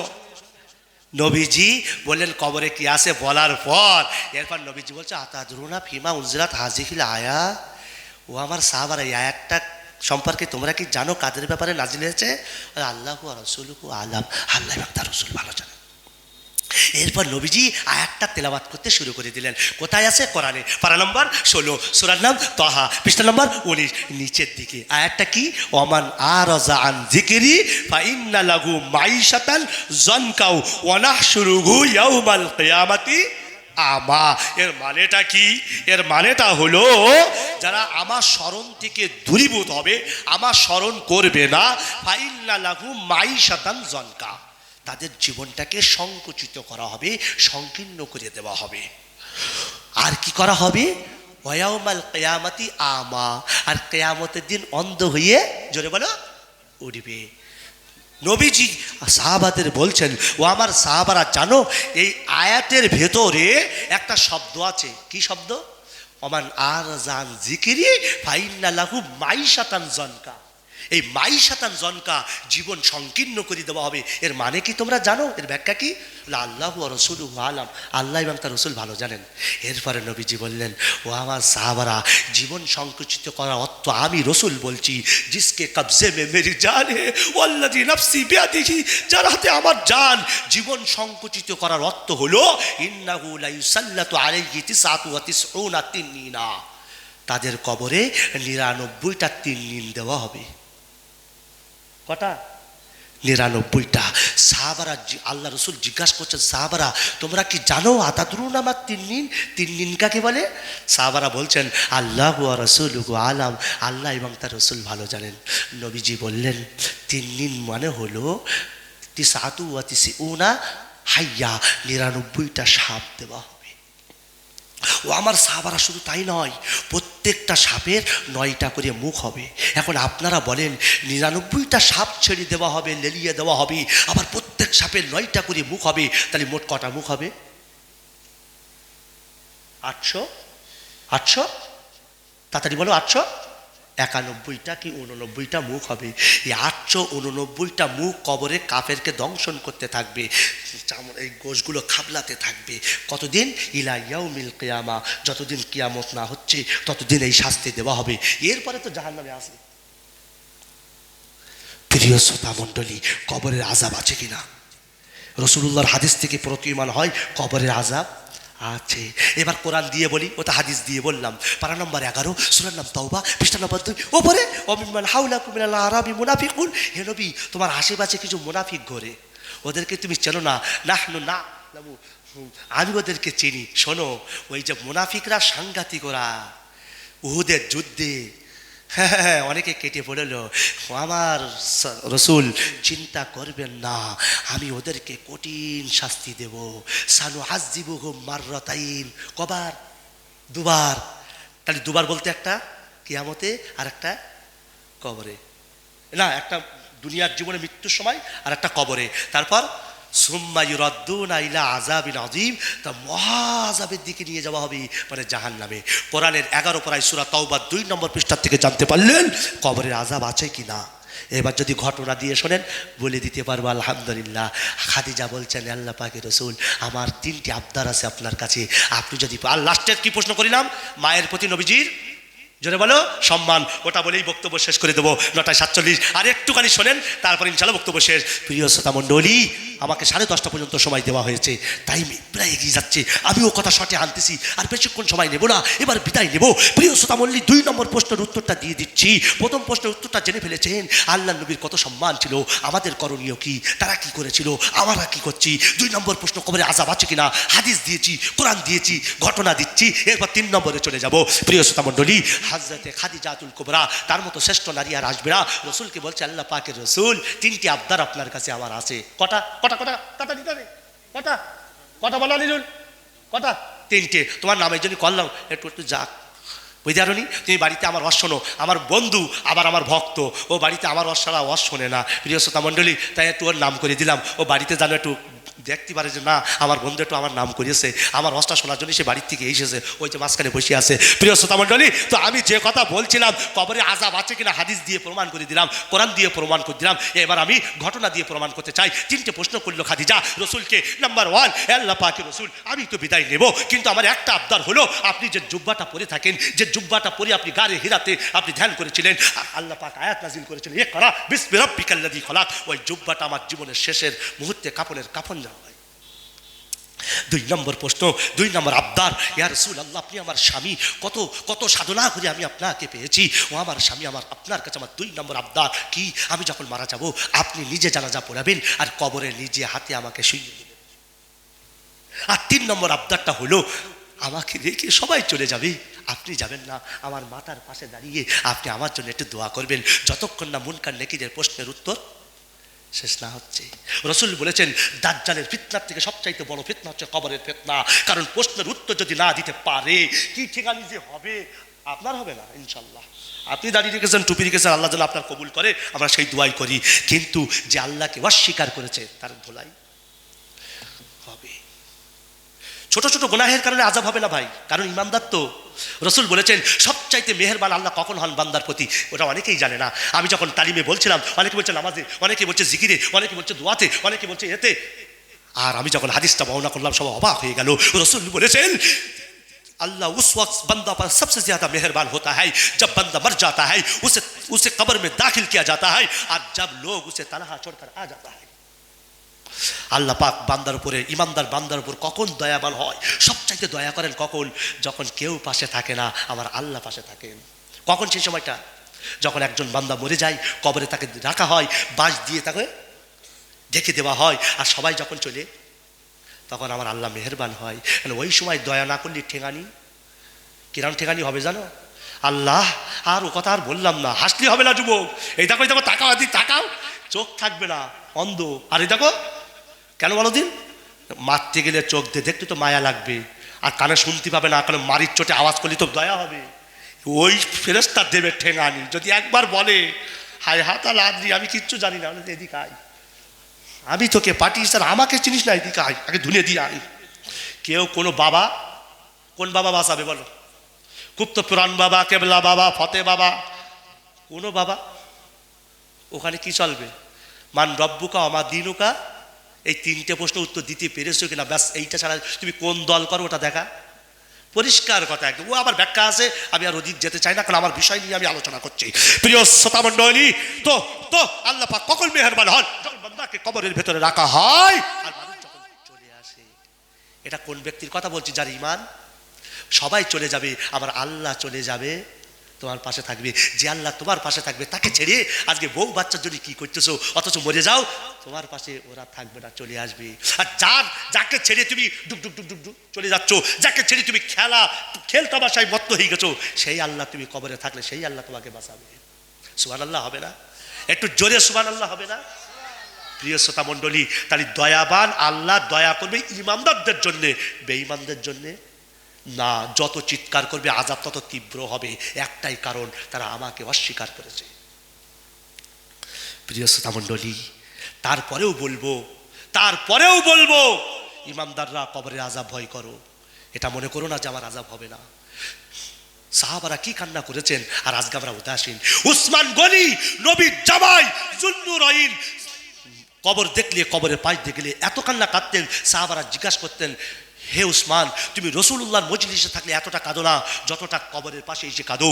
তখন উসমান বলেন, কেন কাঁদি শোনো, ফাইন্না আউওয়ালা মানজিলিন মিন মানাজিলিল আখিরাহ, কবর হলো প্রথম মঞ্জিল, সমস্ত মঞ্জিলের প্রথম মঞ্জিল। কবরে যদি আটকে যাই সব জায়গায় আটকে যাব, আর কবরে যদি রেহাই পাই তো সব জায়গায় আমার রেহাই হয়ে যাবে। জোরে বলুন না সুবহানাল্লাহ। কবরে আযাবের ভয় কে করেনি? সব সাহাবারা করেছেন, এমনকি খাদিজাও করেছেন। বলে আল্লাহ রসুল, মুনকার নেকিরের সওয়ালের জবাব পর্ব শেষ যতক্ষণ না হচ্ছে ততক্ষণ আপনি আমার মাথা শিউরে থেকে যাবেন না। আচ্ছা, কোনো স্ত্রী যদি এই কথা স্বামীকে বলে, সে কি আর ঠিক থাকতে পারবে বলে মনে হয়? খাদিজা পৃথিবী থেকে বিদায় নিল। আল্লাহ রসুল ওই জুব্বাটা, যে জুব্বাটা পরে গাড়ি দান করেছিলেন, ওই জুব্বাটা খুলে তার জীবনের শেষ মুহূর্তে কাপড়ের ব্যবস্থা করে দিলেন। আর 2 নম্বরে নিজে হাতে কবরে জানাজা পড়ালেন, আর নিজে হাতে কবরে শুইয়ে দিলেন। 3 নম্বরে আল্লাহ পাকের নবী কবরস্থ করে দেওয়ার পরে সবাই যখন চলে এসেছে, রাসূলুল্লাহ হলো খাদিজার স্বামী। পৃথিবীর শ্রেষ্ঠ স্বামীকে রাসূল, আর পৃথিবীর শ্রেষ্ঠ নবীকে। তো স্বামীতেও 1 নম্বর, রাসূলেও। আর তুমি খেলাতে 1 নম্বর, বোর কাছে 2 নম্বর। ঠিক না বে ঠিক? সব জায়গায় কত হতে হবে? ড্যান্সেও 1 নম্বর নাকি? হ্যাঁ, বুঝতে পারোনি? প্রিয় শ্রোতা মণ্ডলী, আমার রসুল একদিকে যেমন শ্রেষ্ঠ রসুল, আমার রসুল একদিকে যেমন শ্রেষ্ঠ নবী, আমার নবী একদিকে তেমন শ্রেষ্ঠ স্বামী। প্রিয় শ্রোতা মণ্ডলী, স্বামী দাঁড়িয়ে আছেন রসুল্লাহ, কার পাশে? খাদিজার মাতার শিউরে দাঁড়িয়ে আছেন। কি অবস্থা! রসুল্লাহর এই অসহায় অবস্থা দেখে স্বয়ং আল্লাহ যাকে সোহাগ করে সৃষ্টি করেছেন, যাকে সৃষ্টি না করলে আল্লাহ পৃথিবীর অস্তিত্ব দিত না। বিভিন্ন কিতাবের ভেতরে এসেছে আল্লাহ পাক বলেন, আমি আমার হাবিবকে যদি সৃষ্টি না করতাম বিশ্বের কোনো অস্তিত্ব আমি দিতাম না। সেই নবী অসহায়ের মতো খাদিজা স্ত্রীর মাতার শিউরে দাঁড়িয়ে আছে। প্রিয় শ্রোতা মণ্ডলী, আমার গায়ের পশম খাড়া দিচ্ছে। আমার আল্লাহ পাক সইতে না পেরে জিবরাইলকে বলল, যাও যাও যাও, আমার রাসূলুল্লাহর কাছে চলে যাও, আমার বার্তাটা পৌঁছে দাও। আমার রসুলের অসহায়ের মতো এভাবে দাঁড়িয়ে থাকাটা আমি আল্লাহ সইতে পাচ্ছি না। আল্লাহর বার্তাটা নিয়ে জিবরাইল মুহূর্তের ভেতরে চলে এসেছে আসমান থেকে। কত তাড়াতাড়ি চলে এসেছে শুনলে আপনি অবাক হয়ে যাবেন। সবচাইতে বড় গতি যেটা আমরা মনে করি সেটা হলো আলোর গতি। 1 সেকেন্ডে আলোর গতি কত? 1,86,000 মাইল। 1,86,000 মাইল। সুইচ যাব, চলে যাবে। তার চাইতেও দ্রুত গতিতে জিবরাইল আসমান থেকে এসে নবীকে সুসংবাদ জানানোর জন্য এসেছেন। আমার আল্লাহ পাকের নবীকে সালাম দিলেন। কে সালাম দিলেন? জিবরাইল আমিন। আসসালাতু ওয়াসসালামু আলাইকা ইয়া রাসূলুল্লাহ, আসসালাতু ওয়াসসালামু আলাইকা ইয়া হাবিবাল্লাহ। আল্লাহ পাকের রাসূল আমি জিবরাইল, আপনি এভাবে কেন দাঁড়িয়ে আছেন একটু বলবেন? রাসূল বলেন, ইয়া আখি জিবরাইল, আমার স্ত্রী বেঁচে থাকাকালীন আমাকে 3টে আবদার করেছিল, ওইটা পূরণ করার জন্য আমি রাসূল এখানে দাঁড়িয়ে আছি। জিবরাইল বলেন, ইয়া রাসূলুল্লাহ, সেই 3টে আবদার কি একটু জোরে বলবেন? রাসূল বলেন, ইয়া আখি জিবরাইল, সেই 3টে আবদারের প্রথম হলো, আমার স্ত্রী বলেছিল, ও আমার স্বামী, আমি মারা যাবার পর আপনার জুব্বাটা আমার জীবনের শেষ কাফন হিসাবে পরিয়ে দিও। আমি সেটা পালন করে ফেলেছি। 2 নম্বরে আবদার করেছিল, আমি যেন নিজে জানাজার নামাজ পড়াই আর নিজে হাতে যেন কবরে শুইয়ে দিতে পারি। ওই আবদারটাও আমি রাসূল স্বামী হয়ে পালন করেছি। আর 3 নম্বর আবদারটা পালন করছি। আমার স্ত্রী বলেছিল, খাদিজা বলেছিল, কি বলেছিল? ইয়া রাসূলুল্লাহ, আমাকে কবরস্থ করার পরে মুনকার নাকিরের সওয়াল জবাব পর্ব শেষ না হওয়া পর্যন্ত আমার মাথার পাশ থেকে আপনি যাবেন না, কবর থেকে চলে যাবেন না। সেই আবদার পূরণ করার জন্যে আমি রাসূল এখানে দাঁড়িয়ে আছি। জিবরাইল বলেন, ইয়া রাসূলুল্লাহ, ইয়া হাবিবাল্লাহ, এভাবে দাঁড়িয়ে থাকার কোনো দরকার নেই, কারণ আল্লাহ পাক আমাকে বলেছেন, জিবরাইল, আমার হাবিবকে সুসংবাদ দাও। মুনকার নাকির যখন সওয়াল করবে তো সওয়ালের জবাবটা খাদিজাকে দিতে হবে না, আসমানের উপর থেকে স্বয়ং আল্লাহ খাদিজার হয়ে জবাবটা দিয়ে দেবে। নারায়ে তাকবীর। এই হলো সেই খাদিজা যার ব্যাপারে নবী দোয়া করেছিলেন মসজিদে নববীতে। আয়েশা পিছন দিকে এসে দোয়াটা শুনে ফেলেছে। আয়েশা বলে, ইয়া রাসূলুল্লাহ, একটা বৃদ্ধা নারীর জন্য দোয়া করছেন, আমরা কুমারী নারী, আমাদের জন্য আপনি কি করছেন বলেন?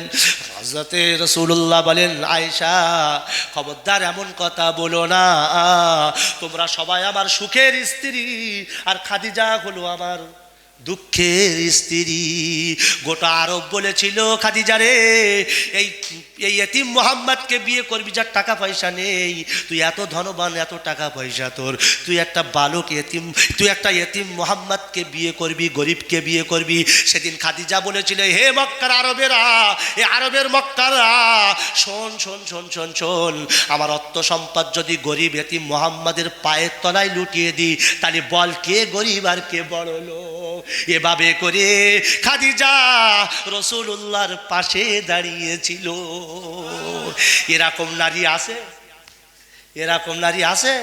এরা এখনকার নারীরা কিরকম, কে কি করে, মাস্টার তো ডাক্তার তো কত টাকা পায়, হাসি না, এটা সত্য কথা। মেয়ের বাপ খোঁজ নিচ্ছে কি করে ছেলে, ছেলে ওই ব্যাগের কাজ করে, আমার টাকা আছে নাকি, কি করে ওই ইমামতিতে ফকিরে আর কি টাকা থাকে। আর ইমাম সাহেবরা এখন মাথা খারাপ হয়ে যাচ্ছে, কোথা থেকে 2 পয়সা কামাই যায়, এবার একটু তাবিজ টাবিজ করে যদি 2 পয়সা কামায়। এইবার যদি একটা গাড়ি যদি রেজাউল মাওলানা কিনেছে, কি করে কিনলো, মাদ্রাসা তো 5,000, এখানে তো 2,000, 7,000, সংসার চালাবে কি, আর গাড়িটা কিনলে নিশ্চয় টাকা বেরিয়েছে, কিছু একটা হইয়েছে, কত চিন্তা। আর সুদ কর, ঘুষ কর, আর লাখ লাখ টাকা কামাচ্ছে, হতে করে মাথা ব্যথা নেই। ও 4 চাকা চালাচ্ছে, রেজাউল করিম মাওলানা আমি 4 চাকা চালাচ্ছে কেন, এই মনে টাকা সব বেরিয়ে, ঠিক বলছি না, বুঝতে পারেননি? মানে আমাদের একটু হলি হিংসা হয়, আমাদের একটু হলি, আর তোমাদের হলি আল্লাহ। হুজুর, হ্যাঁ বলো, হুজুর একটা অ্যাপাসি গাড়ি কিনেছি, কত, 80 লাখ, হুজুর একটু দোয়া করবেন, আমার কাছে চলতে দোয়া করবেন, আল্লাহ গাড়িটা কিনেছে, আল্লাহ গাড়িটাকে ভালো করো, কোথাও যেন অ্যাক্সিডেন্ট না হয়, দোয়া করতেছি, এমন গাড়ি কিনেছে আবার নায়িকা বসাবে, দোয়া করতেছি না, আল্লাহ ভালো করো, আল্লাহ কত দোয়া করতেছি। হুজুর এবার কি নাম দেবো ওখানে, আমি বললাম ওই ওই মোটর সাইকেলের সামনে আল্লাহ নাম দিও, কারণ আল্লাহ তো বাঁচাবে। আর যে আমার হয়েছে হিংসায় জ্বলিয়ে পুড়ে, আমি ওর মোটর সাইকেলে যদি দোয়া করলাম, আর আমার সময় লোকের কাছে খোঁজা যাচ্ছে, হচ্ছে কি করি ইমাম সাহেবের। এই তো হলো জনগণের অবস্থা। এই খারাপ মনে করবে না, বোঝানোর জন্য বলেছি, না তো আপনারা পরে বলে যে আমাদের এই গিবাত করি ইমাম সাহেব চলে গেছে, আমাদের এরকম করা ঠিক না, এরকম মনে করবেন না। প্রিয় শ্রোতা মণ্ডলী, এখন ওই রকম নারী আছে, এই কে আছে কালুতলায়, কে আছে যে গরিব ছেলেকে টাকা পয়সা দিয়ে সে বিয়ে করবে? একজন হাত তুলে দেখাও, যা এরকম আছে, যদি জানা থাকে হাত তুলে দেখাও, হ্যাঁ এরকম নারী আছে, বলো আছে? মা বোনেরা যদি সামনে থাকতে হাত তোলা করা, তোমরা তো পদ্মার আড়ালে আছে, আছে এরকম নারী আছে? হ্যাঁ কথা বলো, তাড়াতাড়ি বলো, কোথায় আছে? তুমি গরিব, একটা মেয়ে লোক তার চেয়ে বড় লোক টাকা পয়সা তোমার দিয়ে তোমাকে বিয়ে করছে, বলো তাই কি না জেনে বললি এরকম বললি? এখন আর অত নেই। হ্যাঁ যদি থাকে ওই মক্কার দিকে থাকতে পারে, মক্কা মদিনার দিকে থাকতে পারে, এই আমাদের এই কালোতলা এইসব এই হাসনাবাদের দিকে। এখন কি কথা, নিজে বাঁচলে তার মানে কি সব মরুক আমি বাঁচি। আর আল্লাহ রসুলের আদর্শ কি ছিল, আমি শেষ হয়ে যাই আমার উম্মত। আরে এই হলো তো নবী। আরে আল্লাহ এমনি এমনি বলিনি, ওয়াইন্নাকা লাআলা খুলুকিন আযীম, নবী তুমি উত্তম চরিত্রের অধিকারী। যেদিন তুমি নিজেকে ছেড়ে অন্যের জন্য চিন্তা করবে, সেদিন তুমি নবীর আদর্শ পালন করতে পারবে, সেদিন তুমি মনে করবে আল্লাহ তোমার হেদায়েত করেছে। সুবহানাল্লাহ হবে না? তাহলে কবরের আযাব আছে, বিশ্বাস করো, যদি না করো ঈমান নষ্ট হয়ে যাবে। তাহলে দুটো প্রশ্নের উত্তর দেওয়া। এবার 3 নম্বরে কি বলিলাম, মায়ের প্রতি নবীজির সম্মান। চুট করে শুনে নাও, এই উত্তরটা দিয়ে আমি গজল বলে বিদায় নেব।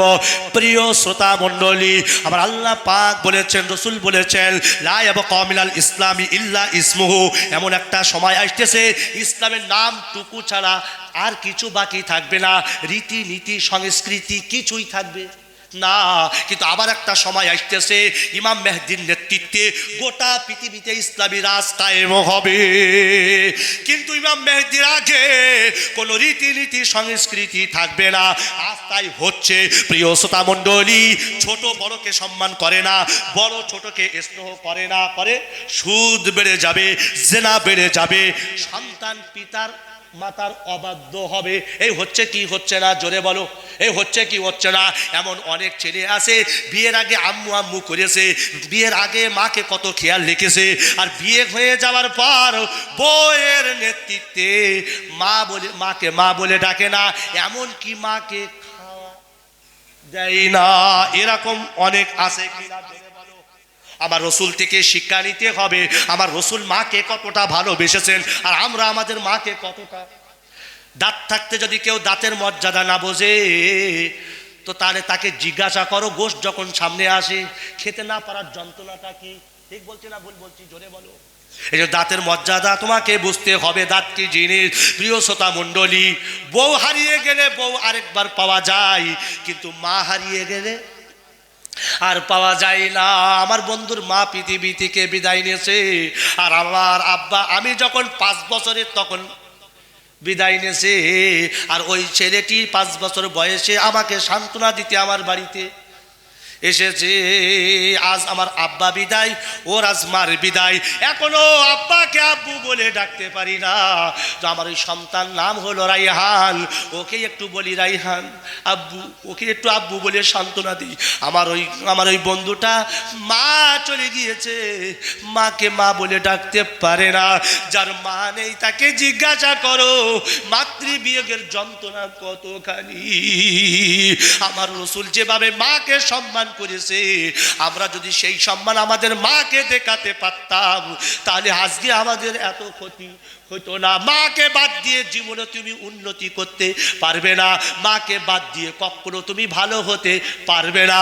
প্রিয় শ্রোতা মণ্ডলী, আমার রসুল বিশ্ব নবী অন্যান্য বাচ্চাদের সঙ্গে খেলা করছেন, প্রত্যেকের আব্বুরা আসতেছে, গালে চুমো দিয়ে কোলে তুলে বাড়ি নিয়ে যাচ্ছে, কিন্তু মোহাম্মদের আব্বা আসে না, কোলে তুলে নেওয়ার মতো লোক হয় না, চুমুও খায় না। বারবার আমিনাকে জিজ্ঞাসা করে, আমার আম্মু জান, আমার আব্বু কোথায় বলো? প্রত্যেক দিন দেখি বাচ্চাদের আব্বারা আসে, চুমু খাই, কোলে তুলে নিয়ে চলে যায়, কিন্তু আমার আব্বুকে আমি খুঁজে পাচ্ছি না। আমাকে কি কোলে নেওয়ার মতো একটা লোকও কি পৃথিবীতে নেই? আমাকে চুমু খাওয়ার মতো একটা কি লোক নেই? আম্মু তোমাকে বলতেই হবে আমার আব্বু কোথায় কোথায় বলো।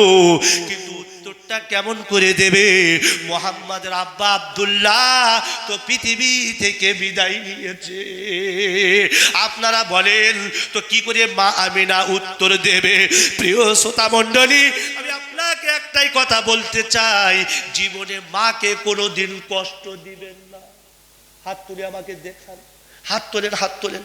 যাদের মা বেঁচে আছে হাত তোলেন, হাত তোলেন, হাত তোলেন, হাত তোলেন। যাদের মা বেঁচে আছে হাত তোলেন, যে মাকে কষ্ট দেব না, হাত তোলেন। আলহামদুলিল্লাহ, হাত নামান। প্রিয় শ্রোতা মণ্ডলী, যখন মোহাম্মদ মাকে জিজ্ঞাসা করত আব্বু কোথায়, তখন মা বলতে পারত না। আঁচল দিয়ে চোখটা মুছে ঘরের ভেতরে প্রবেশ করে হাউ মাউ করে কাঁদতো। কিন্তু বারবার জিজ্ঞাসা করলে তো উত্তর একদিন না একদিন দিতে হবে, না দিলে তো মোহাম্মদ স্থির হয় না, বিশ্বনবী স্থির হয় না। প্রিয় শ্রোতা মণ্ডলী, আল্লাহ পাকের রাসূলকে বললেন, আব্বু আব্বু দেখতে চাও? চলো চলো, তোমাকে নিয়ে যাচ্ছি। মা আমিনা ও আইমানকে সঙ্গে নিয়ে মক্কা থেকে মদিনা 450 কিলোমিটার দূরে সেখানে নিয়ে গেলেন, 1 মাস অবস্থান করলেন। আর আমিনা বললেন, আব্বু আব্বু দেখতে চাও? এই নাও আব্বু। রসুল বুঝতে পারলেন আমার আব্বু বেঁচে নেই, এই সেই কবর, এটাই আমার আব্বার কবর। আল্লাহ রসুল কবরের পাশে দাঁড়িয়ে কান্নাকাটি করলেন, কবর জিয়ারত করলেন। এরপরে বললেন, আব্বু তোমার মানে সাত বলাটা ভুল হবে না, ভুল হবে, তোমার স্বপ্ন পূরণ হয়েছে। প্রিয় শ্রোতা মণ্ডলী, মা আমিনা রসুলকে সঙ্গে নিয়ে, উম্মে আইমানকে সঙ্গে নিয়ে 1 মাস অবস্থান করার পর আবার মদিনা থেকে মক্কার দিকে রওনা হচ্ছেন। মাঝখানে একটা জায়গা পড়ে, ওই জায়গাটার নাম হচ্ছে আবুয়া। কি নাম বললাম? আবুয়া উপত্যকায়। ওই জায়গায় এসে মা আমিনা অসুস্থ হয়ে পড়লেন, কি অসহ্য মাথার যন্ত্রণা সইতে পারছে না। ওই দিন মা আমিনা বলেছিল, উম্মে আইমান, আমি আর বাঁচবো না, আমি আর বাঁচবো না, বাঁচবো না। আজ থেকে আমার সন্তানটাকে তুমি লালন পালন করো। আজ থেকে মোহাম্মদের মা তুমি। আমি পৃথিবী থেকে বিদায় নেব। যে অসহ্য যন্ত্রণা আমার মাথায় হচ্ছে, আমি আর সইতে পারছি না। আমার মনে হচ্ছে এই মুহূর্তে আমি পৃথিবী থেকে বিদায় নেব। এ কথা বলতে বলতে আমি আমার জীবন পরিবর্তন হাতিয়ার কিতাবের ভেতরে এই ঘটনাটা উল্লেখ করেছি। যখন আমি কলম দিয়ে লিখছিলাম, চোখ থেকে পানি নির্গত হচ্ছিল আমি আমার চোখের পানি থামাতে পারছিলাম না। আর কি করে থামাবো? রাসূলুল্লাহর প্রতি ভালোবাসা থাকলে, রাসূলুল্লাহর কথা শুনলে ডুবডুব করে পানি চোখ থেকে পড়বে কি পড়বে না? এ জোরে বলো। হ্যাঁ, প্রিয় শ্রোতা মণ্ডলী, বিশ্ব মানবতার নবী জনাবে মুহাম্মদুর রাসূলুল্লাহ সব ঘটনাটা নিজের চোখের সামনে দেখছেন, সব প্রত্যক্ষ করছেন। মা কি বলছে, উম্মে আইমান কি বলছে, সব কিছু দেখছেন। মা আমিনা বলতে বলতে আবুয়া উপত্যকা উপত্যকায় লুটিয়ে পড়লেন। লুটিয়ে যেই পড়েছে রাসূলুল্লাহ এই দৃশ্য থেকে সইতে না পেরে মায়ের বুকের ওপরে চড়ে আম্মু আম্মু বলে চিৎকার করছে, কিন্তু আম্মু কি করে সাড়া দিবে? আম্মুর দেহটা তো নিতর হয়ে আবওয়ার উপত্যকায় পড়ে আছে। সেদিন রাসূলুল্লাহর কান্নাতে সেদিন আবওয়ার আকাশ কেঁদেছিল, আবওয়ার বাতাস কেঁদেছিল, আবওয়ার আশেপাশের প্রাণীকুল মাটি সবাই কেঁদেছিল। প্রিয় শ্রোতা মণ্ডলী, রাসূলুল্লাহ হাউমাউ হাউমাউ করে কাঁদছেন। কি যন্ত্রণা, কি দুঃখ, কি দুঃখ আমি আপনাকে কোন ভাষায় বোঝাবো? উম্মে আইমান চিন্তা করছেন মরুভূমি এলাকায়, জনমানব শূন্য, এখানে কোনো লোক পাওয়া যায় না, একটা গাছগাছালির দেখা যায় না, কেমন করে দাফন দেব? একটা লোকও তো নেই সাহায্য করার। হযরতে উম্মে আইমান মরুভূমির বালিগুলো হাত দিয়ে সরিয়ে সরিয়ে রাসূলুল্লাহর মাকে ওখানেই কবরস্থ করে দিয়ে রাসূলুল্লাহর কচি দুখানা হাত ধরে উম্মে আইমান সঙ্গে যখন নিয়ে আসছিলেন মক্কার দিকে, চলে যাচ্ছিলেন মক্কার দিকে, কিতাবের ভেতরে এসেছে সেদিন রাসূলুল্লাহ বারবার মা আমিনা আম্মুর কবরের দিকে বারবার তাকাচ্ছিল। একবার যাচ্ছে তাকাচ্ছে, আবার যাচ্ছে তাকাচ্ছে, এভাবে কয়েকবার আম্মুর দিকে তাকিয়েছে। যখন রাসূল মায়ের পেটে আব্বা হারা পৃথিবী থেকে বিদায় নিয়েছে, আজ রাসূলুল্লাহর 6 বছর বয়স, মা হারা স্ত্রী সকলকে হারিয়ে ইতিম হয়ে গেলেন। প্রিয় শ্রোতা মণ্ডলী, ওই দৃশ্যর কথা রাসূলুল্লাহ নবী হওয়ার পরেও ভুলতে পারেননি। ঘটনাটা ঘটেছে 6 বছর বয়সে, আর নবী হওয়ার পরে সাহাবাদেরকে সঙ্গে নিয়ে ওই রাস্তা দিয়ে যাচ্ছিল, ওই উপত্যকা দিয়ে যাচ্ছিল। রাসূল থমকে দাঁড়ালেন। কিছু সাহাবী আগের থেকে জানতো এখানে রাসূলুল্লাহর মায়ের মাজার, আর অনেক সাহাবী যা আগের থেকে জানতো না। রাসূলুল্লাহ বলে থমকে দাঁড়িয়ে আল্লাহর কাছে দুটো হাত উত্তোলন করে আল্লাহর কাছে হাউমাউ হাউমাউ করে কাঁদছে।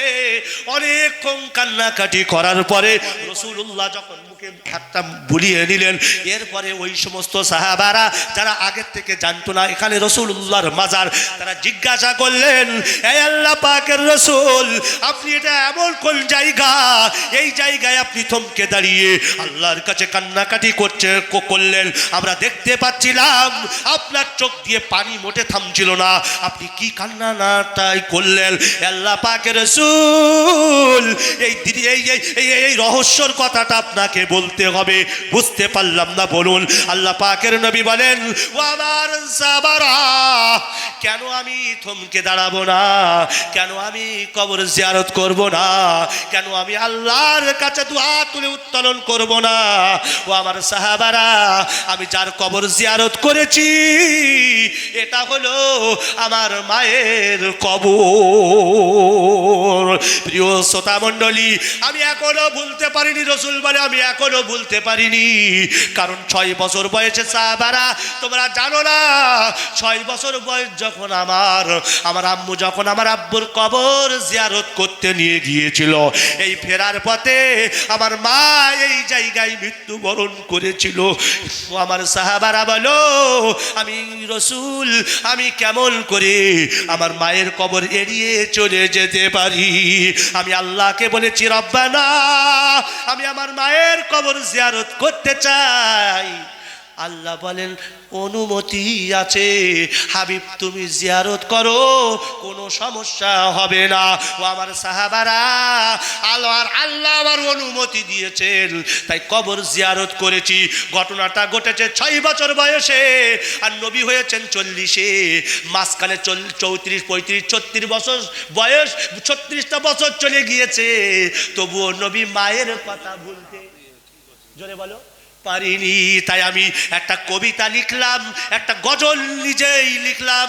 এটা ধার করা গজল না, আমি আমার জীবন পরিবর্তন হাতিয়ার কিতাবের ভেতরে ওই গজলটা লিখেছি। কেন লিখেছি? নবী তার মাকে 36 বছর পার হয়ে যাওয়ার পরেও স্মরণ করেছে, আমরা কেন তার মাকে স্মরণ করব না?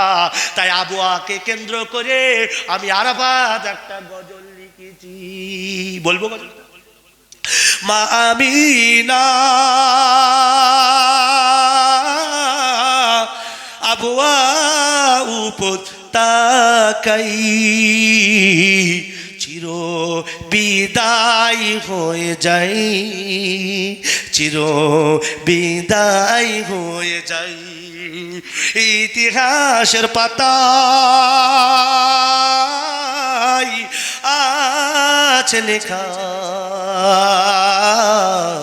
মোর নবী ইয়াতীম হয়ে যাই, মোর নবী ইয়াতীম হয়ে যাই।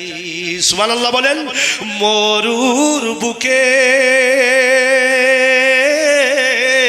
দাফন করে উম্মে আইমান কয় ওহে মুহাম্মদ আল্লাহ ছাড়া উপায় নাই, জানি মোরা হলেন সাহারা মোর খোদা রব্বানা। قال الله ألم يجدك يتيما فآوى سبحان الله বলেন। মা আমিনা আবওয়াউ তাকাই চির বিদায় হয়ে যাই, চির বিদায় হয়ে যাই। আপনারা বুঝতে পারলেন রাসূলুল্লাহ মাকে কতটা ভালোবেসেছেন। ও আমার কালুতলার মানুষেরা, তাই মাকে কষ্ট দেওয়া যাবে না। প্রিয় শ্রোতা মণ্ডলী, যে বাজারাই মাকে কষ্ট দেবে মরণের সময় কলেমা নসিব হবে না। আলকামা সাহাবীর বিস্তারিত ঘটনা আমি বলতে চাই না, এই সাহাবীর 1 মিনিটের ঘটনাটা বলছি। সাহাবীর মুখ থেকে কলেমা জারি হচ্ছিল না। অবশেষে রসুল যখন জানতে পারলেন, রসুল বললেন তোমরা কাঠ জোগাড় করো, আগুন জ্বালিয়ে আলকামাকে ভস্ম করে দেব। সেদিন মা বলেছিল ইয়া রাসূলুল্লাহ, আমার ছেলেকে এভাবে ভস্ম করে দিলে আমি সইতে পারবো না। তখন নবী বলেছিলেন আলকামার মা রে, তুমি যদি মাফ করে দাও তাহলে আমি কিছু বলবো না, শাস্তি দেব না। সেদিন আলকামার মা বলেছিল আমার ইয়া রাসূলুল্লাহ, আমি আমার সন্তানকে মাফ করে দিলাম। প্রিয় শ্রোতা মণ্ডলী, এই ঘটনা থেকে বোঝা যায় যে বা যারাই মাকে কষ্ট দেবে তাদের মরণের সময় কালিমা নসিব হবে না। এই জন্যে বোর কথা শুনে কখনো যেন মায়ের বিরুদ্ধাচরণ করবে না। মা যে কি জিনিস, মা হলো আল্লাহর এক বড় নিয়ামত। ঠিক বলছি না ভুল বলছি? যদি মায়ের ব্যাখ্যা শুনতে চাও তো 15 পারাটা খুলে নাও। পারা নাম্বার 15 সূরা নাম্বার ইসরাইল, পৃষ্ঠা নাম্বার 3 নিচের দিকে। ওয়া কাযা রাব্বুকা আল্লা তা'বুদু ইল্লা ইয়াহু ওয়া বিল ওয়ালিদাইনি ইহসানা। ফয়সালা হয়ে গিয়েছে, আল্লাহ মীমাংসা করে দিয়েছে। আমি আল্লাহ আমার ইবাদত করার পরে পিতা মাতার সঙ্গে সৎ ব্যবহার করো। কথাটা কিন্তু আল্লাহ এক জায়গাতে বলিনি, ওয়াবিল ওয়ালিদাইনি ইহসানা, পিতামাতার সঙ্গে সদ্ব্যবহার করো। কথাটা আল্লাহ একবার বলে ক্ষান্ত হতে পারতেন, কিন্তু বারবার বলে আল্লাহ বুঝিয়ে দিলেন পিতামাতার সঙ্গে অন্যায় করা যাবে না। কোথায় আছে কোরআনে? 1 পারাতে কুলুল পেয়ে যাবেন, 2 পারাতে কুলুল পেয়ে যাবেন, 21 পারাতে কুলুল পেয়ে যাবেন, 15 পারাতে কুলুল পেয়ে যাবেন। কি আছে? ইম্মা বুলুগান্না ইলদাকাল কিবারা আহাদুহুমা আও কিলাহুমা ফালা তাকুল্লাহুমা উফিউ ওয়ালা তানহারহুমা ওয়া কুল্লাহুমা কাওলান কারীমা। সুবহানাল্লাহ। হবে না? পিতা মাতা দুজন কিংবা দুয়ের একজন বৃদ্ধ হয়ে যাবে, তাদের সঙ্গে ভালো ব্যবহার করো, অসৎ ব্যবহার করো না। প্রিয় শ্রোতা মণ্ডলী, 2-3 মিনিট বলবো যেহেতু হুজুর চলে এসেছেন। প্রিয় শ্রোতা মণ্ডলী, আমি আপনাদেরকে এই আয়াতটার মানে মতলব বোঝাতে চাই, শাব্দিক তর্জমাটা করতে চাই, ব্যাখ্যা নয়। ইম্মা ইয়াবলুগান্না ইনদাকাল কিবারা আহাদুহুমা আও কিলাহুমা ফালা তাকুল্লাহুমা উফিউ ওয়ালা তানহারহুমা ওয়া কুল্লাহুমা কাওলান কারীমা। পিতা মাতা দুইজনে কিংবা দুইয়ের একজন যখন বৃদ্ধই পরিণত হয়ে যাবে বা বৃদ্ধায় পরিণত হয়ে যাবে, খবরদার তাদের সঙ্গে খারাপ আচরণ করো না। ওয়াকফিজ লাহুমা জানাহাজ যুল্লি মিনার রহমাতি, নম্রতার বাহুটা বিছিয়ে দিবে, খবরদার খারাপ ব্যবহার করবে না। আর আল্লাহ পাক মায়ের ব্যাপারে কিভাবে খেদমত করতে হবে সেটাও শিক্ষা দিচ্ছেন, তাদের কল্যাণ কিভাবে চাইতে হবে সে শিক্ষাটাও দিচ্ছেন। আল্লাহ পাক বলেন ওয়াকুর রব্বিরহামহুমা কামা রব্বায়ানি সগীরা। আল্লাহ রাব্বুল আলামিন আমার পিতা মাতাকে আল্লাহ তুমি যেরকম রহমতের কোলে লালন পালন করেছো, এই স্নেহের কোলে তারা আমাদেরকে ওয়াকুর রব্বিরহামহুমা কামা রব্বায়ানি সগীরা, তাদের উপরে তুমি দয়া করো যেমন তারা আমাদের স্নেহের কোলে লালন পালন করেছে। এই কথাটি আল্লাহ পাক এক জায়গাতে বলেনি ওয়াবিল ওয়ালিদাইনি ইহসানা, পিতা মাতার সঙ্গে সদ্ব্যবহার করো। আমি যদি একটু 21 পারাতে যাই, 21 পারাতে স্পষ্ট হয়ে যাবে। আমার আল্লাহ পাক বলেন ওয়াসাইনাল ইনসানা বিওয়ালিদাইহি হামালাতুহু উম্মুহু ওয়াহনান আলা ওয়াহনি ওয়া ফিসালুহু ফি আমাইন আনিশকুরলি ওয়ালিওয়ালিদাই ইলাইয়াল মাসির। আমি আদেশ করছি, আমি হুকুম করছি, আমি ওসিয়াত করছি, মাতার সঙ্গে যেন অসৎ ব্যবহার করবে না। তারা বছরের পর বছর তোমাদেরকে কষ্ট করেছে, 2 বছর লেগেছে দুধ ছাড়াতে, খবরদার আমার শুকরিয়া যেমন আদায় করবে, আমার কৃতজ্ঞতা যেমন আদায় করবে, তাদেরও শুকরিয়া আদায় করতে ভুলবে না। আমি আল্লাহ আমার শুকরিয়াটা কেন করবে? কারণ তুমি অনস্তিত্ব ছিল, অস্তিত্বে আমি এনেছি। তার বিশাল ব্যাখ্যা আমি আর বলতে চাই না, হুজুরে শিখেছে শুধু এতটুকুই। 14 পারার সূরা নাহলের 14 নম্বর পৃষ্ঠার নিচে আল্লাহু আখরাজাকুম মিন বুতুনি উম্মাহাতিকুম লা তা'লামুনা শাইয়্যাও ওয়া জাআলা লাকুমুস সামআ ওয়াল আবসারা ওয়াল আফিদা। আমার আল্লাহ পাক বলেন আমি তোমাকে অস্তিত্ব থেকে অস্তিত্বে এনেছি, এরপরে আমি আল্লাহ মাটির নির্যাস থেকে তোমাকে সৃষ্টি করেছি, শুক্রাণু তৈরি করেছি, রক্তপিণ্ডে বানিয়েছি, পরিণত করেছি, মাংসপিণ্ডে বানিয়েছি, হাড় বানিয়েছি, এরপরে মাংস পেশি দ্বারা সেটাকে আমি সাজিয়েছি। এভাবে করে আমি আল্লাহ অন্ধকার পেটের ভেতরে, অন্ধকার জায়গায় কোনো পৃথিবীর মালিক কোনো কারিগরি করতে পারে না। আমার আল্লাহ রব্বুল আলামিন ওই অন্ধকার জগতের ভেতরে তোমার মতো একজন বান্দাকে নিখুঁতভাবে আল্লাহ পাক সৃষ্টি করলেন। ব্যাখ্যার দিতে চাই না, এতটুকু আমি আপনাদেরকে বলতে চাই।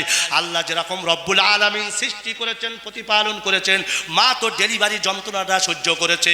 এই জন্য বারবার করে আল্লাহ বলেছেন আমার কৃতজ্ঞতা করবে ঠিকই, কিন্তু পিতা মাতার কৃতজ্ঞতা জ্ঞাপন করতে ভুলে যেও না। কিন্তু হ্যাঁ, একটা কথা আমি আপনাদের বলতে চাই, হুজুর এসে বিয়াদবি হয়ে যাচ্ছে। ওয়াইন জাহাদাকা আলা আন তুশরিকা বি মা লাইসা লাকা বিহি ইলমুন ফালা তুতিহুমা। কিন্তু মাঝখানে আল্লাহ পাক একটা কথা বলে দিলেন, পিতামাতার সঙ্গে ভালো ব্যবহার করতে হবে ঠিকই, কিন্তু তারা যদি জবরদস্তি করে শিরকের ব্যাপারে, তো ওই কথাটা শোনা যাবে না। তার কারণ হলো মাকে যে পেয়েছি ওটা তো আল্লাহ সৃষ্টি করেছেন, তবেই তো পেয়েছি। সুতরাং লা তাআতা লি মাখলুকিন ফি মাসিয়াতিল খালিক, আল্লাহর নাফরমানি করে সৃষ্টির অনুসরণ করা, চাই সে মা হোক বাপ হোক। আমি আবার বক্তা, প্রত্যেক শ্রোতা, প্রত্যেক বক্তার ভক্ত আছে, সব বক্তা ভালো খারাপ আমি বলি না, কিন্তু হ্যাঁ যে বক্তা কোরআন হাদিস বিরোধী কথা বলবে আপনি অন্য কথা শুনুন, কোরআন হাদিসের মানদণ্ডে কথা বলে শুনুন। যে বিরোধী কথা হলে অন্ধের মতো যেন বিশ্বাস করবেন না। তার কারণ মনে করুন আপনারা আমার ভক্ত, আমি বললাম আগামীকাল আকাশটা ভেঙে পড়বে, আমি এতক্ষণ যা বলেছি কোরআন হাদিসের মানদণ্ডে বলেছি, ঠিক বলেছি। কিন্তু আমি যদি বলি আগামীকাল আকাশটা ভেঙে পড়বে আর আপনারা বললেন সুবহানাল্লাহ, আমিও কাফের হয়ে যাব, আপনারাও কাফের হয়ে যাবেন, ওই অনুসরণটা করা যাবে না। যেটা সঠিক বলবে ওটা নিতে হবে, বেঠিক বললে সে যেই হোক নেওয়া যাবে না। আমি শুরুতেই বলেছি আব্দুল মাতিন সাহেব যেটা বলেছেন আমার কাছে অনেকে শুনতে চেয়েছে, উনি ইচ্ছাকৃত বলেননি, অনিচ্ছাকৃত বলেছেন। ভিখারির বাচ্চা শব্দটা কোনো নবীদের শানে প্রয়োগ করা যায় না। আমি এই জন্য এখান থেকে একটু ক্লিয়ার করে দিলাম। অথচ তাই বলে প্রতিবাদের ভাষাটা যেভাবে করছে, ঘোলা জলে মাছ ধরতেছে, প্রতিবাদ ওইভাবে করা যায় না। তাকে ফোনের মাধ্যম দিয়ে বা স্টেজ থেকে আহ্বান করে বলুন হুজুর এই কথাটা আপনার বিয়াদবি হয়ে গিয়েছে, নবীর শানে গুস্তাখি হয়ে গেছে, এরকম করবেন না, ওই জোরও করে নিন। কিন্তু না, ও কাফের হয়ে গেছে, ও বেঈমান হয়ে গেছে, মনে হচ্ছে না তসলিমা নাসরিন এর মতো হয়ে গেছে না, এটা প্রতিবাদী ভাষা হয় না। তাই আমি আপনাদেরকে এতটুকু বলবো, 3টে প্রশ্ন কোরআনকে করেছিলাম, 3টের উত্তর আমি দিয়ে দিলাম। নাম্বার 1, প্রশ্ন নবীর মর্যাদা কোরআনের আলোকে বলেছি। 2 নম্বর, কবরের আযাব আছে কিনা কোরআন দিয়ে, হাদিস দিলে, ঘটনা দিয়ে প্রমাণ করেছি। আর 3 নম্বরে বলেছি মায়ের প্রতি রাসূলুল্লাহ সম্মান কেমন ছিল সেটাও বলে দিয়েছি। আল্লাহ আমাদের সকলকে এই 3টে বিষয়ের উপরে আমল করার তৌফিক দিন। একটু জোরে বলবেন না আমিন। এই বলেই সংক্ষিপ্ত বক্তব্য এখানেই শেষ করছি। আমার পরে হুজুর আছেন, এবং হুজুর আরও একটা জায়গায় আমার পরে, আমি যেখানে ইমামতি করি কাটাখালি, ওখানে আমি এবছর আমাকে দ্বিতীয় বক্তা হিসাবে রেখেছেন। এসার পর থেকে 8টা থেকে 10টা। এরপরে আব্দুল কাইম সাহেব নাদবি, আমি দেখি তো আমার মসজিদেও উনি একবার গিয়েছিলেন, উনি আবার যাবেন 23শে ফাল্গুন, আমার পরেই উনি উঠবেন ইনশাআল্লাহ। আলহামদুলিল্লাহ, খুব সুন্দর বক্তা। আর আপনারা আমার জন্য দোয়া করবেন। আগামীকাল আমি বর্ধমান 2 জায়গাতে সভা করতে যাচ্ছি, যেন কোরআন হাদিসের খেদমত আমি যেন সুন্দর করে জাতির সামনে করতে পারি, এই দোয়া আপনাদের কাছে আমি আল্লাহর কাছে করি। আপনারা আমার জন্য দোয়া করবেন। এই বলেই বক্তব্য শেষ করছি। ওয়া আখিরু দাওয়ানা আলহামদুলিল্লাহি রাব্বিল আলামিন। দরুদ শরীফ আল্লাহ।